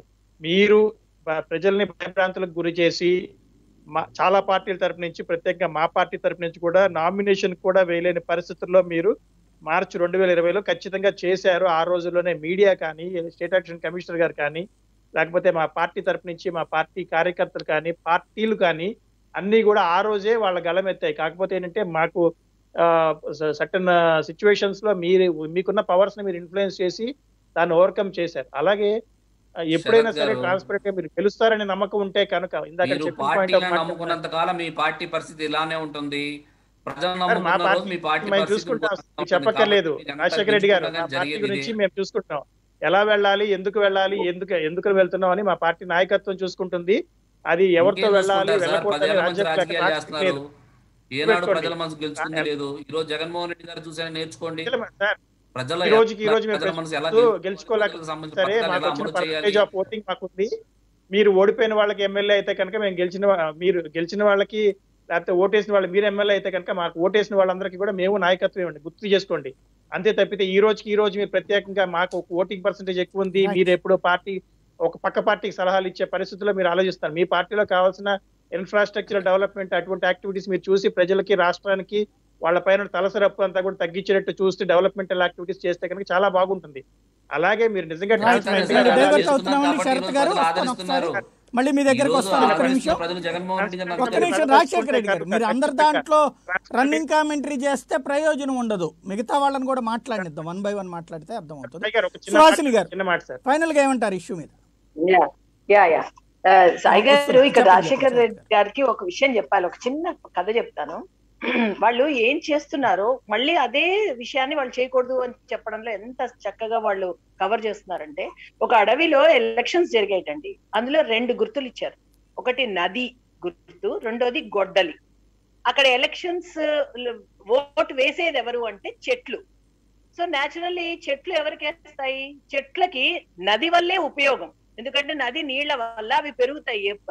గొడ్డలి ఏంటి? నరికేస్తుంది. ఎందుకంటే అవి నరికేసి వాటి యొక్క పతనానికి దారితీస్తుంది. కానీ ఎలక్షన్స్ అయిపోయాయి, రిజల్ట్స్ వచ్చాయి. చాలా పెద్ద ఎత్తున మంచి రిజల్ట్స్ తో గొడ్డలి నెగ్గింది. ఏంటి గొడ్డలి నెగ్గడం ఏమిటి అసలు, ఎందుకు అని చెప్పి చెట్లని క్వశ్చన్ చేశారు.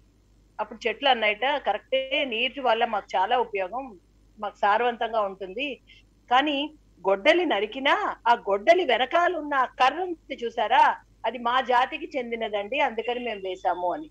ఇక్కడ ఎలా ఉందంటే ఒక సైకాలజీ, ప్రజలు ఎందుకు వేస్తున్నారు, ఏ విధంగా వేస్తున్నారు, ఇవన్నిటిని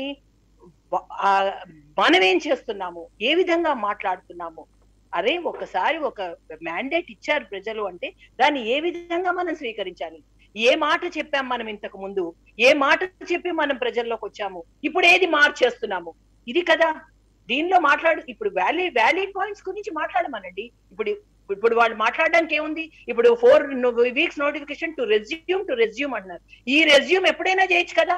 1 year దాటిపోయిన తర్వాత కూడా టు రెజ్యూమ్ అన్నది ఇంకా వ్యాలిడిటీ ఉంది అంటే ఎక్కడైనా 12 months ఉంటుంది ఎక్స్పైరీ డేట్, మహా అయితే 24 months. అంటే 24 months వరకు కూడా టు రెజ్యూమ్ అన్న దానికి అర్థం అదే ఉంటుంది. సో ఇదే రెజ్యూమ్ సఫిషియంట్ టైం ఇచ్చి చేసుకోవచ్చు కదా అని మేము అంటున్నాం. కరెక్టేనండి మీరు అన్నది. దీని గురించి కూడా కోర్టు మాట్లాడుతుంది. ఈ విధంగా మేము కూడా ఆలోచిస్తాము అన్న విధంగా అధికార పక్షం మాట్లాడాలి. వాళ్ళు మాలాగే ప్రతిపక్షంలాగా మాట్లాడితే వాళ్ళకి వీళ్ళకి తేడా ఏముంటుంది? సో అది కొంచెం ఆలోచించుకుని వాళ్ళు మాట్లాడితే బాగుంటుంది. ఏదన్నా సరే మీకు మెజారిటీ వస్తోందన్న ధైర్యము మీకు అన్ని ఉన్నప్పుడు మీరు ఈ పాయింట్స్ తోనే కరెక్ట్ గా మీరు ముందుకు వెళ్ళండి. ఇప్పుడు ఉంది ఇంకొకటి, ఏదో కంగారుగా చేసేసామా, క్లోజ్ చేసేసామా, మేమే మొత్తం అన్ని పొందేసామా, అన్ని మా అకౌంట్ లోకి వచ్చేసాయా అన్నది కాదు కదా. మీ ఉద్దేశం అదే అయితే చెప్పండి. మీ మాటలు బట్టి అదే విదితం అవుతుంది జనాలకి. ఇక్కడ అలా కాదు, ఒక పద్ధతిగా ఎలక్షన్స్ ప్రొసీజర్ ఉంటుంది, దానిలోకి వెళ్ళడం, ఆ ఎలక్షన్స్ లో నెగ్గడం, అప్పుడు బయటికి రావడం. దీనికి ప్రతిదానికి ఒక ఇది ఉంటుంది. సో ఏదో గబగబా పెట్టేసి డెఫినెట్లీ ఇప్పుడు సాయి గారు అన్నట్టు is a very very valid point. Results అనేది హోల్డ్ చేయాలి ఖచ్చితంగా. అది కనుక కోర్టు చేస్తే నిజంగా అది అట్లీస్ట్ అంతవరకు అయినా మనం కొంతవరకు కాపాడగలిగాం. ఎందుకంటే అని అనిపిస్తుంది ఈ డెఫినెట్లీ ఈ రిజల్ట్ అన్నది ఇంకొక దాని మీద ప్రభావితం చూపుతుంది. ఒకటి అయిన తర్వాత పెట్టుకోవచ్చు, అంత కంగారుగా మనం ముందుకు వెళ్లాల్సిన పని లేదు. థ్యాంక్ యూ సాయి గారు, thank you so much. Right, ఇక్కడ ఉమేష్ చంద్ర గారు ఈ రెజ్యూమ్ అనే పాయింట్ ఇందాక రాజశేఖర రెడ్డి గారు చెప్పారు, అక్కడ రెజ్యూమ్ అన్నారు కాబట్టి ఇంకా దానికి ఏమీ అక్కర్లేదు అన్నటువంటిది.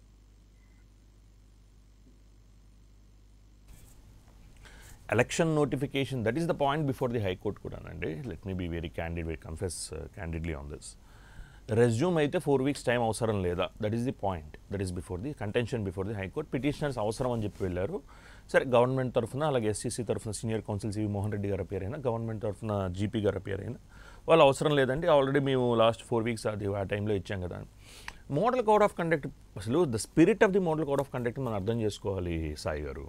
Model code of conduct spirit అర్థం చేసుకోకుండా రెజ్యూమ్ చేశాం కాబట్టి టెక్నికాలిటీస్లోకి వెళ్తే ఉపయోగం లేదు. స్పిరిట్, బికాస్ కోర్ట్ చూసేటప్పుడు ఆబ్వియస్లీ లీగల్ పొజిషన్ చూస్తుంది, అట్లానే the spirit of the letter and spirit both చూస్తుంది. లెటర్ చూస్తుంది, at the same time spirit of the principal is being followed in the right Ernest or not అనేది చూస్తుందండి. The spirit is being defeated here. ఎందుకంటే 4 weeks అనేది ఒక purpose కోసం పెట్టాం, అది దానికి ఒక సిగ్నిఫికెన్స్ ఉంది. మీకు జస్ట్ క్యాజువల్గా ఏం లేదు సాయి గారు, నేను ఒక లాయర్గా నల్లకోట వేసుకొని చెప్పాల్సిన అవసరం లేదు. మీరు ఇప్పుడు గూగుల్లో పోయి చూస్తే model code of conduct significance ఏంటి అని కొట్టారనుకోండి, ఫ్రీ అండ్ ఫెయిర్ ఎలక్షన్స్ అని ఉంటుంది క్లియర్. మీరు కొట్టిన వెంటనే మీకు ఇమీడియట్గా వచ్చేది proper page free and fair elections model code of conduct అని వస్తుంది. అంటే మోడల్ కోడ్ ఆఫ్ కాండక్ట్కి ఒక పర్పస్ ఉంది. అదేంటి, ఫ్రీ అండ్ ఫెయిర్ ఎలక్షన్స్ జరగాలి. ఒక 1 వీక్ టైం ఇస్తే ఫెయిర్గా ఎలక్షన్స్ జరుగుతున్నాయనో, ఫ్రీగా ఎలక్షన్స్ జరుగుతున్నాయనో, లేదా అడ్మినిస్ట్రేటివ్ మెషినరీ మీ చేతుల్లో ఉన్నప్పుడు, first of all before I go to this meat of the particular issue అండి, let me also say this Sai గారు, because this is the first time I'm speaking on Prime 9. So the point that we need to understand is the state election commissioner ఎవరైతే ఉన్నారో వాళ్ళని అదొక independent institution అని మనం భావిస్తున్నామా లేదా? ఏ ప్రభుత్వం అయినా, ఈ ప్రభుత్వాన్ని నేను తప్పుపట్టట్లేదు, ఏ ప్రభుత్వం అయినా స్టేట్ ఎలక్షన్ కమిషనర్కి వాళ్ళ ప్రైమరీ రెస్పాన్సిబిలిటీ ఏంటండి, ఎలక్షన్స్ని సీమ్లెస్గా కండక్ట్ చేయాలి, ఫ్రీగా ఫెయిర్గా కండక్ట్ చేయాలి. That is the purpose for which that particular post is created by the constitutional post. అది మనం నిన్నగాక మన గవర్నమెంట్లో చీఫ్ సెక్రటరీగా పనిచేసిన వ్యక్తిని తీసుకొచ్చి మనం స్టేట్ ఎలక్షన్ కమిషనర్గా అపాయింట్ చేసిన, లేదా నిన్నగాక మన గవర్నమెంట్లో ఐఏఎస్ ఆఫీసర్గా ఉన్న నిమ్మగడ్డ రమేష్ ప్రసాద్ గారిని తీసుకొచ్చి అపాయింట్ చేసిన, అసలు జనాలకైనా, రాజ్యాంగ నిపుణులకైనా, లేదా చూసే లాంటి న్యాయవాదులకైనా, మీలాంటి సీనియర్ జర్నలిస్టులకైనా, లేదా ప్యానలిస్ట్లో ఉన్న వాళ్ళకైనా అసలు అది ఎలాగా ఇండిపెండెంట్గా ఫంక్షన్ చేయగలుగుతారని మనం ఎలా అనుకుంటాం? That is the point that we need, that is the crux of the issue, that is we need to address అండి. అంటే గవర్నమెంట్ ఎలక్షన్స్ని దాని చేతుల్లోకి తీసుకుంటుంటే మనం దాన్ని ఏ విధంగా అప్రిషియేట్ చేస్తాం? That is the first point. The second point is there is a purpose for the model code of conduct that should not be defeated. ఆ స్పిరిట్ని డిఫీట్ చేయకూడదు. రెజ్యూమ్ చేస్తే రెజ్యూమ్ చేసుకొని మీకు అధికారం ఉంది, స్టేట్ ఎలక్షన్ కమిషనర్ గారికి ఖచ్చితంగా రాజ్యాంగం అధికారం ఇచ్చింది. We are not disputing that particular aspect. That is not a dispute before the court. Model code of conduct invocation అనేది జరగాల వద్దా? ఆ పర్పస్, ఆ స్పిరిట్ డిఫీట్ అవ్వట్లా మీరు రెజ్యూమ్ చేసినా. సో రెజ్యూమ్ చేసాం కాబట్టి మేము model code of conduct invocation follow కాకూడదని మీకేమైనా సుప్రీంకోర్టు జడ్జ్మెంట్ ఉందా, లేదా మీకేమైనా హైకోర్టు జడ్జ్మెంట్ ఉందా సపోర్టింగ్ యువర్ క్లెయిమ్? మీ క్లెయిమ్ని మీరు సపోర్ట్ చేస్తున్నట్టు మీకు సుప్రీంకోర్టు జడ్జ్మెంట్, హైకోర్టు జడ్జ్మెంట్లో లేనప్పుడు, ఆల్రెడీ ఇచ్చిన సుప్రీంకోర్టు జడ్జ్మెంట్ క్లియర్గా you have to follow model code of conduct 4 weeks అని ఉన్నప్పుడు, I just go on precisely on this point అండి. Rest order becomes irrelevant. Rest all becomes legally irrelevant, I mean to say. Political, obviously, there are enough panelists to discuss politics. So my point here is model code of conduct, which is a very essential attribute of free and fair elections, whether that principle has been followed in the right spirit or not. This is the position, this is the question before the court. Court may held either favorable to the government or unfavorable to the government. But this is the crux and this is the point. Inkote endante legal position teluskokunda, because this government has initiated various welfare programs and I am not disputing that. But మీరు legal position తెలుసుకోకుండా మీరు ప్రతిసారి ఒక చర్య చేయటం, మళ్ళీ supreme court, హైకోర్టులో దానికి మీకు సెట్ బ్యాక్ రావటం, మళ్ళీ దీన్ని మేము సుప్రీంకోర్టుకి వెళ్ళి ఛాలెంజ్ చేస్తూ ఉంటాం, మళ్ళీ సుప్రీంకోర్టులో మీకు మళ్ళీ సెట్ బ్యాక్ రావటం. So it has become a routine or practice for this government to take set backs from the courts అండి. ఎందుకంటే because they are not following the law in the right spirit, they are not following the law. That is a major issue ఇక్కడ సాయి గారు. Because మీరు ఈ ఇష్యూలో కూడా model, ఇప్పుడు for instance అండి, లెట్స్ అజ్యూమ్ 4 weeks టైం ఇచ్చారు అనుకుందామండి. సో ఎవ్రీథింగ్ ఈజ్ నార్మల్ కదా. నా 4 weeks టైంలో you can conduct elections. If the public support is in your favour, obviously you will sweep the elections like how you have swept in the previous elections. So ఆ 4 weeks time నేను ఇవ్వను, నేను 1 weekలో conduct చేస్తా, ఏమవుతుందో చూద్దాం అంటే, this kind of an adamant attitude by the chief minister or the council of ministers headed by the chief minister is unacceptable.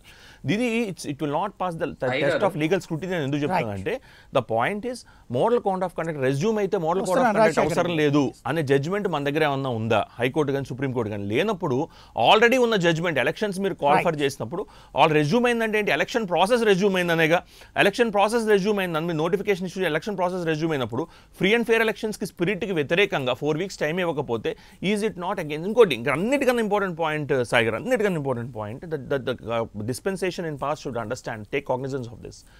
Challenge చేయాల్సింది government, challenge చేయాల్సింది అపోజిషన్ పార్టీస్ కాదండి. ఫస్ట్ ఛాలెంజ్ చేయాల్సింది free and fair elections conduct చేస్తామన్న భావన కనుక గవర్నమెంట్కి ఉంటే challenge చేయాల్సింది గవర్నమెంట్ కదా. ఇక్కడ సుప్రీంకోర్టు జడ్జ్మెంట్ ఒకటి ఉందండి, ఇది ఇండిపెండెంట్ ఇన్స్టిట్యూషన్. మీరు 1 weekలో ఎలా చేస్తారండి? అంటే మనం కూడా we have come to a position where we have started accepting the state election commissioner as a political office. మనం కూడా ఒక పొలిటికల్ ఆఫీస్ కిందకు వచ్చేసాం. అలా యాక్సెప్ట్ చేయడం ఆ మైండ్లోకి మనకు తీసుకొచ్చేసారు పొలిటీషియన్స్. బట్ ఇక్కడ ఛాలెంజ్ చేయాల్సింది గవర్నమెంట్. సుప్రీంకోర్టు గైడ్ లైన్స్ ఉన్నాయండి, మీరు ఏ విధంగా 1 week ఇస్తారు, 4 weeks ఇవ్వాలి కదా. రెజ్యూమ్ చేసినా సరే 4 weeks ఉంటుంది కదా. లెట్ ది కోర్ట్ డిసైడ్ అని గవర్నమెంట్ వచ్చి ఛాలెంజ్ చేయాల్సిన సిచ్యువేషన్లో అపోజిషన్ పార్టీస్ వచ్చి ఛాలెంజ్ చేయడం, దాన్ని గవర్నమెంట్ సపోర్ట్ చేయడం, how we have to take this? Because this looks very inappropriate on the face of it. రాజ్యాంగబద్ధమైన ఒకే ఒక మాట సాయి గారు, మనం ఓటు ఇచ్చినప్పుడు ఏం చెప్తాం, శాసనం ద్వారా నిర్మితమైన భారత రాజ్యాంగం పట్ల నిజమైన విశ్వాసం విధేయత చూపుతానని అంటాం. సో రాజ్యాంగం పట్ల విధేయత విశ్వాసం చూపుతానంటే, లేదా సుప్రీంకోర్టు ఇచ్చిన ప్రతి డెసిషన్ ఆర్టికల్ 142 కింద రాజ్యాంగం చెప్పినట్టేనండి. మరి ఆ సుప్రీంకోర్టు ఇచ్చిన డెసిషన్ కంప్లై చేయనప్పుడు వెళ్లాల్సింది ప్రభుత్వం, అపోజిషన్ పార్టీస్ కాదు. కానీ ఇక్కడ ప్రభుత్వం వెళ్లకుండా 1 వీక్ సరిపోతుంది, మేము విల్ కండక్ట్ ఎలక్షన్స్ అంటాం, అపోజిషన్ పార్టీస్ మీరు బోన్ కోర్ట్స్ కంటాం అంటే it looks inappropriate, very legally it is unviable. Right ఏమంటారు రాజశేఖర రెడ్డి గారు?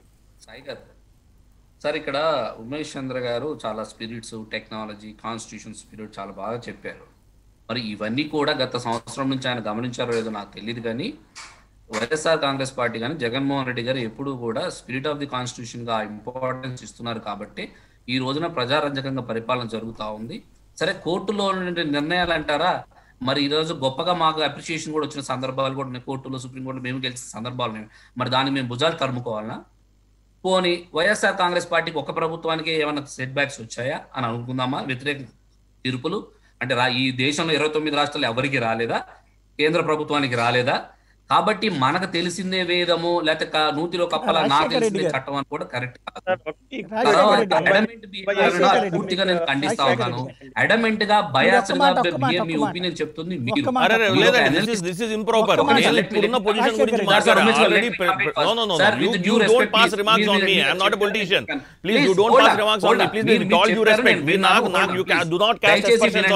Please, I have to ask Honorable Sai Garu, please give me an opportunity. I have to continue. Previous ప్రభుత్వం appoint చేయడం కూడా తప్పని చెప్పాను. ఈ రోజు మీ పొజిషన్ ఉంది కాబట్టి మాట్లాడుతున్నాను. నాకేం అవసరం ఉంది? Not correct. Everything is debatable. We know the law. Umesh చంద్ర గారు ఒక్కసారి ఆయన మాట్లాడండి, అయ్యాక మీకు For your kind information, please hold on. Right. Sai గారు ప్లీజ్ ఎందుకంటే ఆయన చెప్పారు మీరే అన్నారు.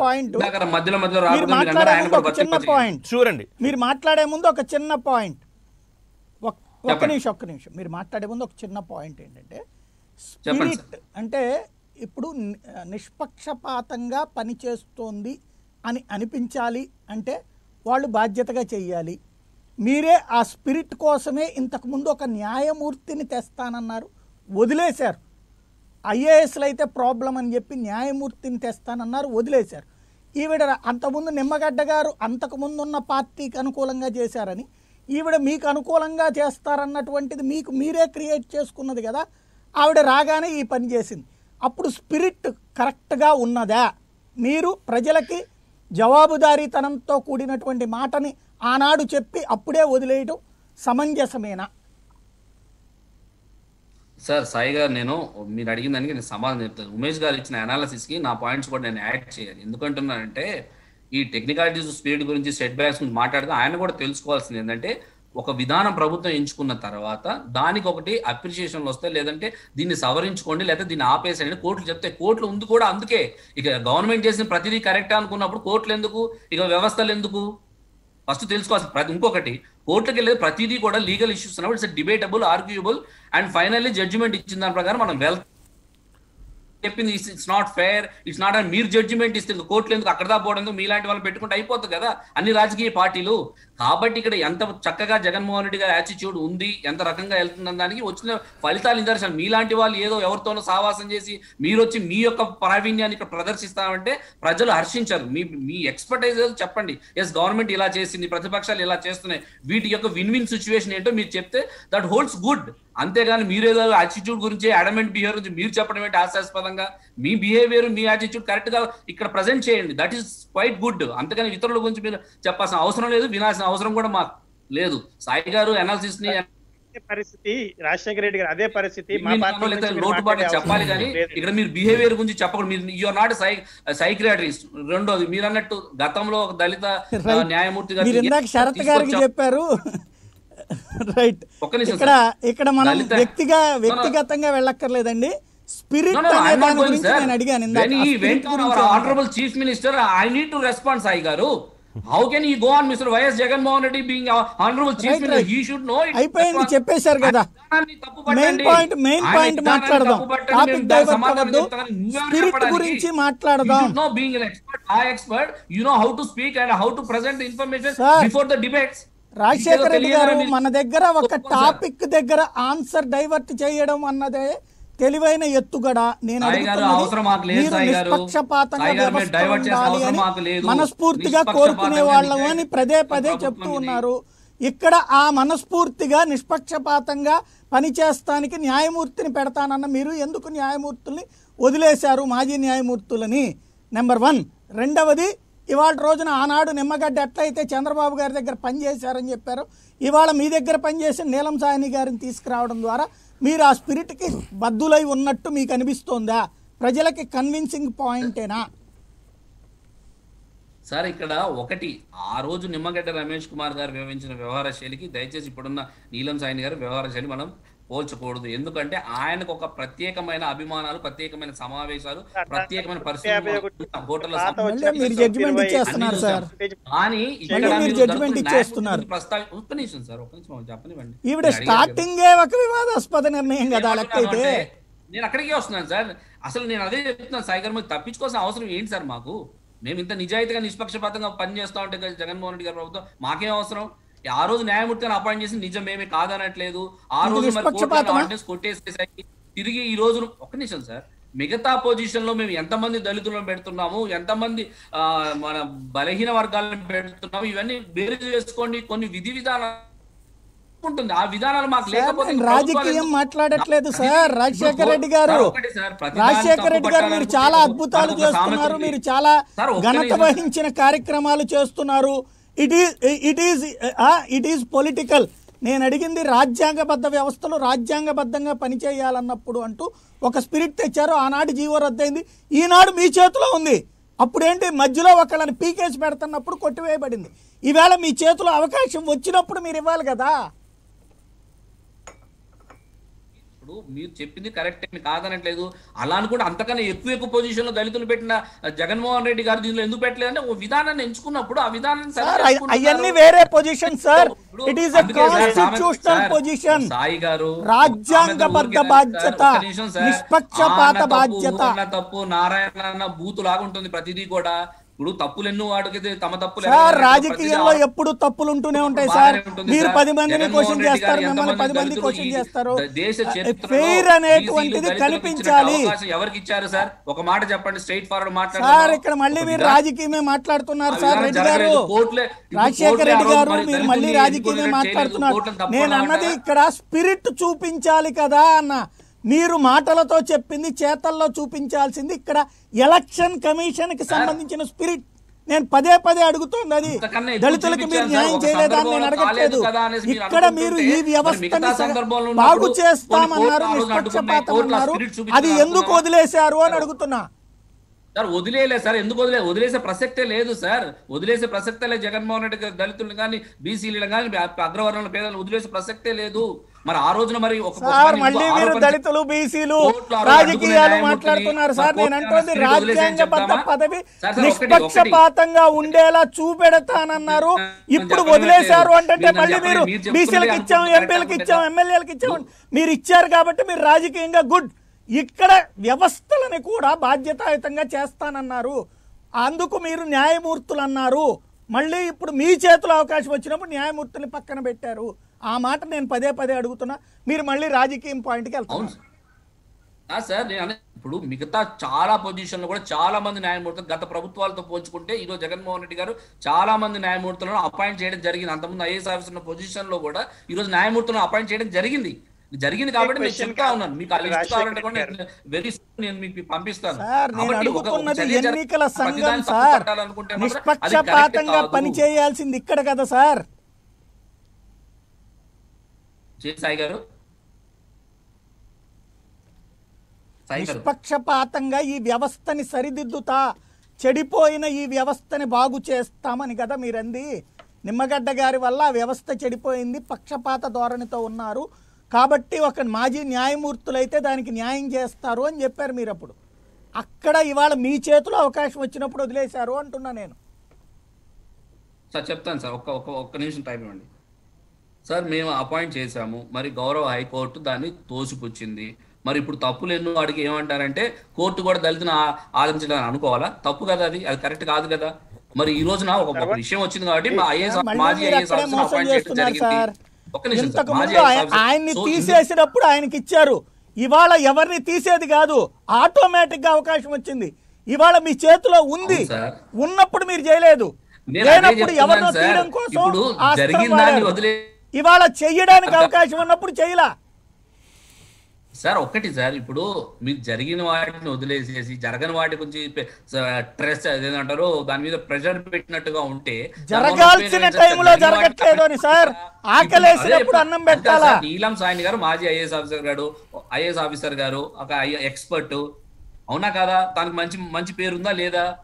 గమనించినప్పుడు మాజీ న్యాయమూర్తి గారు అద్భుతమైన న్యాయ ప్రావీణ్యం అప్పుడు ఆ మాట చెప్పాం కదా. ఇప్పుడు చేసాము కుదరలేదు, అదిగా సార్. అప్పుడు న్యాయమూర్తి గారిని అపాయింట్ చేసాం, కుదరలేదు. ఈ రోజు అపాయింట్ చేసాం. ఇప్పుడు కదా ఆయన చేయాల్సింది. ఎలా సార్ అవకాశాలను ఎలా వినియోగించుకోవాలనేది ప్రభుత్వ విధానం సార్. మీరు ఖచ్చితంగా మీరు పాయింట్ చెప్పారు, మేము ఖచ్చితంగా అంటే దాంట్లో స్పిరిట్ అనేది అవసరం అంటారు. మీరు ఖచ్చితంగా నోటెడ్ డౌన్. మేము ఖచ్చితంగా ప్రభుత్వానికి ఒక విధానం ఉంటుంది, ఆ విచక్షణాధికారం ఉంటుంది. మీరు అన్నట్టుగా ఖచ్చితంగా ఎక్కడెక్కడ ఎవరెవరికి ఇంపార్టెన్స్ ఇవ్వాలి, ఎవరెవరిని ఎక్కడ చేయాలనేది జగన్మోహన్ రెడ్డి గారు బాగా తెలిసిన వ్యక్తే. అందువల్ల ఈ అభినందనలు ప్రశంసలు అందుతున్నాయి గవర్నమెంట్ కి. మీరు అన్నట్టుగా మీరు చెప్పిన వ్యాలిడ్ పాయింట్ కూడా మేము నోట్ చేసుకుని తప్పేం లేదు కదా. రైట్, ఒక్కసారి పబ్లిక్ రెస్పాన్స్ చూద్దాం. రమేష్ కాకినాడ నుంచి ఫోన్ లైన్లో ఉన్నారు. రమేష్ గారు చెప్పండి. గుడ్ మార్నింగ్ సాయి గారు. Good morning sir. సార్ ఈ నోటిఫికేషన్ గురించి ఎన్నో డిస్కషన్ జరుగుతుంది. ఇది ఓన్లీ ఎగ్జామినేషన్ ఎలక్షన్స్ కైనా సార్, ఈవెన్ ఎగ్జామినేషన్స్ కూడా అవుతుంది sir. For example intermediate elections ఉన్నాయి, ఎగ్జామ్స్ ఉన్నాయి నెక్స్ట్ మంత్ 26న. అది in case any case post phone అయితే మళ్ళీ 4 weeks టైం ఇస్తారా, లేకపోతే మనం 10 weekdays లో పెట్టేస్తారా? అసలు పోస్ట్ పోన్ చేస్తారా లేదా అన్నది కూడా డౌటే కదా. ఇవాళ తీర్పు అందుకే. హలో చెప్పండి. హలో సార్, ఇంకొక చిన్న డౌట్ సార్. కృష్ణమోహన్ గారు రావట్లేదు సార్, దాని గురించి ఒకసారి చెప్తారు సార్. ఈవినింగ్ డిబేట్ లో లేదు, ఐడియా లేదండి, అది కంపెనీ మేనేజ్మెంట్ చూస్తుంది. రైట్, థ్యాంక్ యూ రమేష్ గారు. రామకృష్ణ మంగళగిరి నుంచి ఫోన్ లైన్లో ఉన్నారు. రామకృష్ణ గారు నమస్తే అండి. నేను చెప్పబోయేది ఏమంటే, కోర్టు తీర్పు అనేది మామూలుగా చెప్పుద్ది, పబ్లిక్ ఒపీనియన్ కదా మీరు అడుగుతుంది. Hello hello sir. అవును చెప్పండి. ఇప్పుడు మేడం గారు చెప్పారు బీజేపీ తరఫున ఎన్నికల రిజల్ట్ వచ్చిన తర్వాత ఈ జెడ్పీటీసీలు వాటి ప్రభావం లోక్సభ మీద పడతాయని. మరి ఇంతకుముందు నిమ్మగడ్డ రమేష్ గారు 4 విడతలుగా పంచాయతీ ఎన్నికలు నిర్వహించడం నోటిఫికేషన్ ఇచ్చారు. అవి ఏ విడతకు ఆ విడత ఈవినింగ్ రిజల్ట్ రావాలని ఆయన నోటిఫికేషన్ ఇచ్చారు. అది ఒక విడతకి 2వ విడతకి ప్రభావం పడుద్ది కదా. మరి అప్పుడు అడగలేదు. వీటి ప్రభావం ఈ కౌంటింగ్ తర్వాత మున్సిపాలిటీ మీద పడుద్ది కదా, అప్పుడు కూడా అబ్జెక్షన్ చేయలేదు ఎవరు. మరి ప్రభావాలు ఒకదాని తర్వాత ఒకదాని వీటి మీద పడ్డా కూడా ఆ రోజున ఆయన నోటిఫికేషన్ అబ్జెక్షన్ చేసి ఇది అని ఏమైనా కోర్టుకి వేసారా, ఏమన్నా అబ్జెక్షన్ పెట్టారా? ఎందుకు పెట్టలేదు?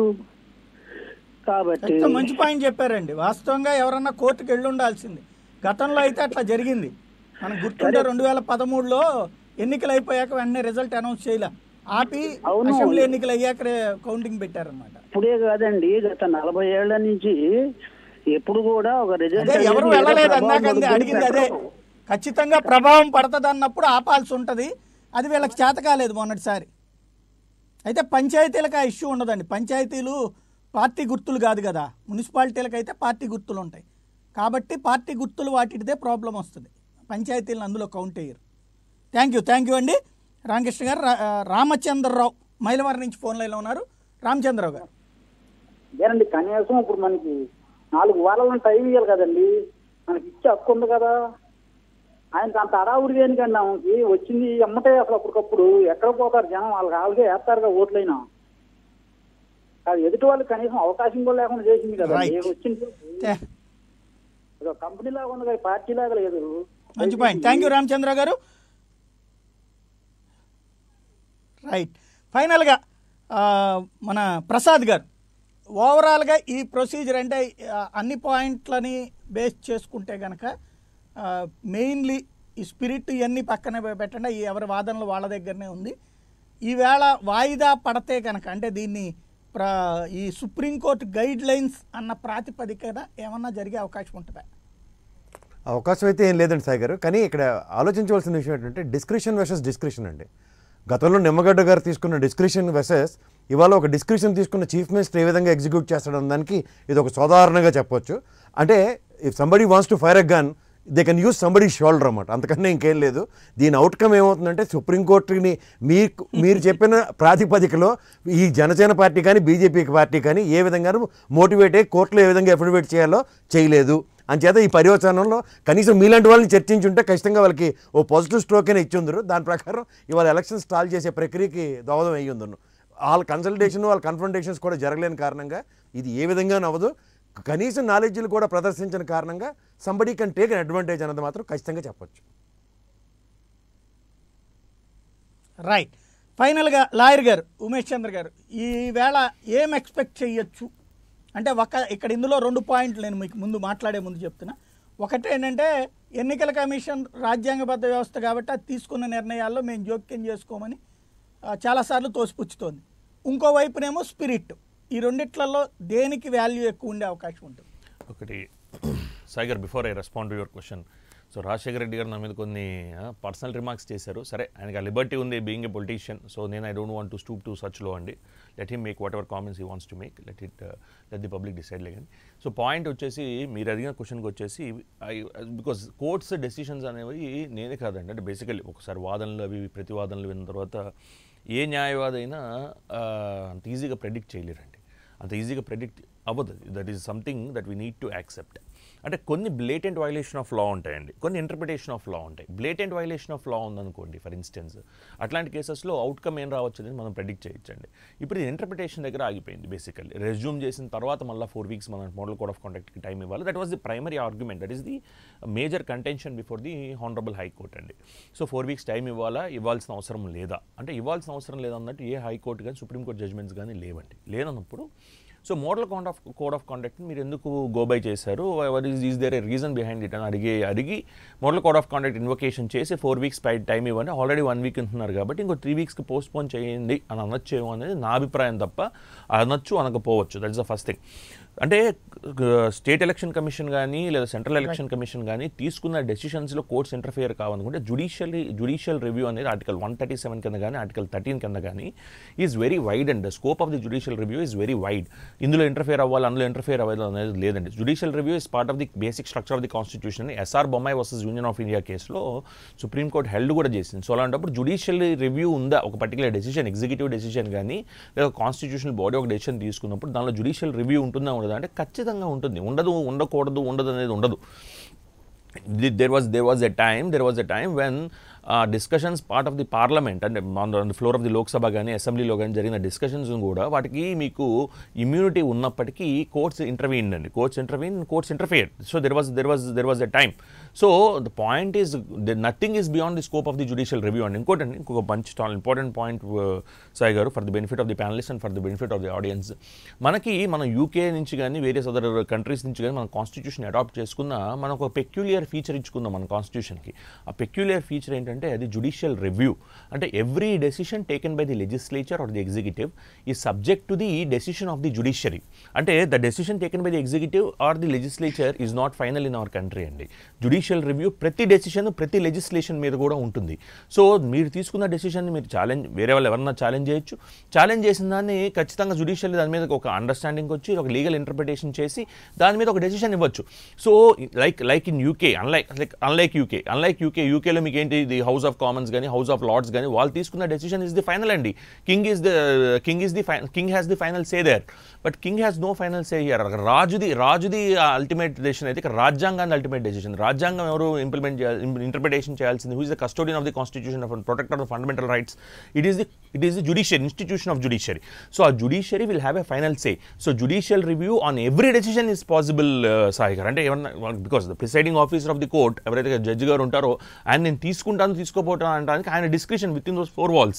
But every matter of the executive, every decision of the executive, every decision of the legislature is subject to judicial review. That's what Article 137 says, and that is the peculiar feature of the Constitution. Thanks to Baba Saheb Ambedkar garu, ఆ particular judicial review అనేది ఏదైతే పెట్టారో, so ప్రతి decision is amenable to judicial review. Every decision is eminable to judicial review. Nothing goes beyond judicial review. అది ఏం జరుగుతుందనే చూడాలి అయితే. అవునండి, బికాజ్ జడ్జ్మెంట్ మనకి. థ్యాంక్ యూ అండి. థ్యాంక్ యూ ఉమేష్ చంద్ర గారు, ప్రసాద్ గారు, సుహాసిని ఆనంద్ గారు, శరత్ కుమార్ గారు, రాజశేఖర్ రెడ్డి గారు. ఇది పరిస్థితి. ఎంపీటీసీ జెడ్పీటీసీ ఎన్నికల మీద ఈరోజు ఇవ్వబోయేటువంటి తీర్పు ఆసక్తి రేకెత్తిస్తోంది.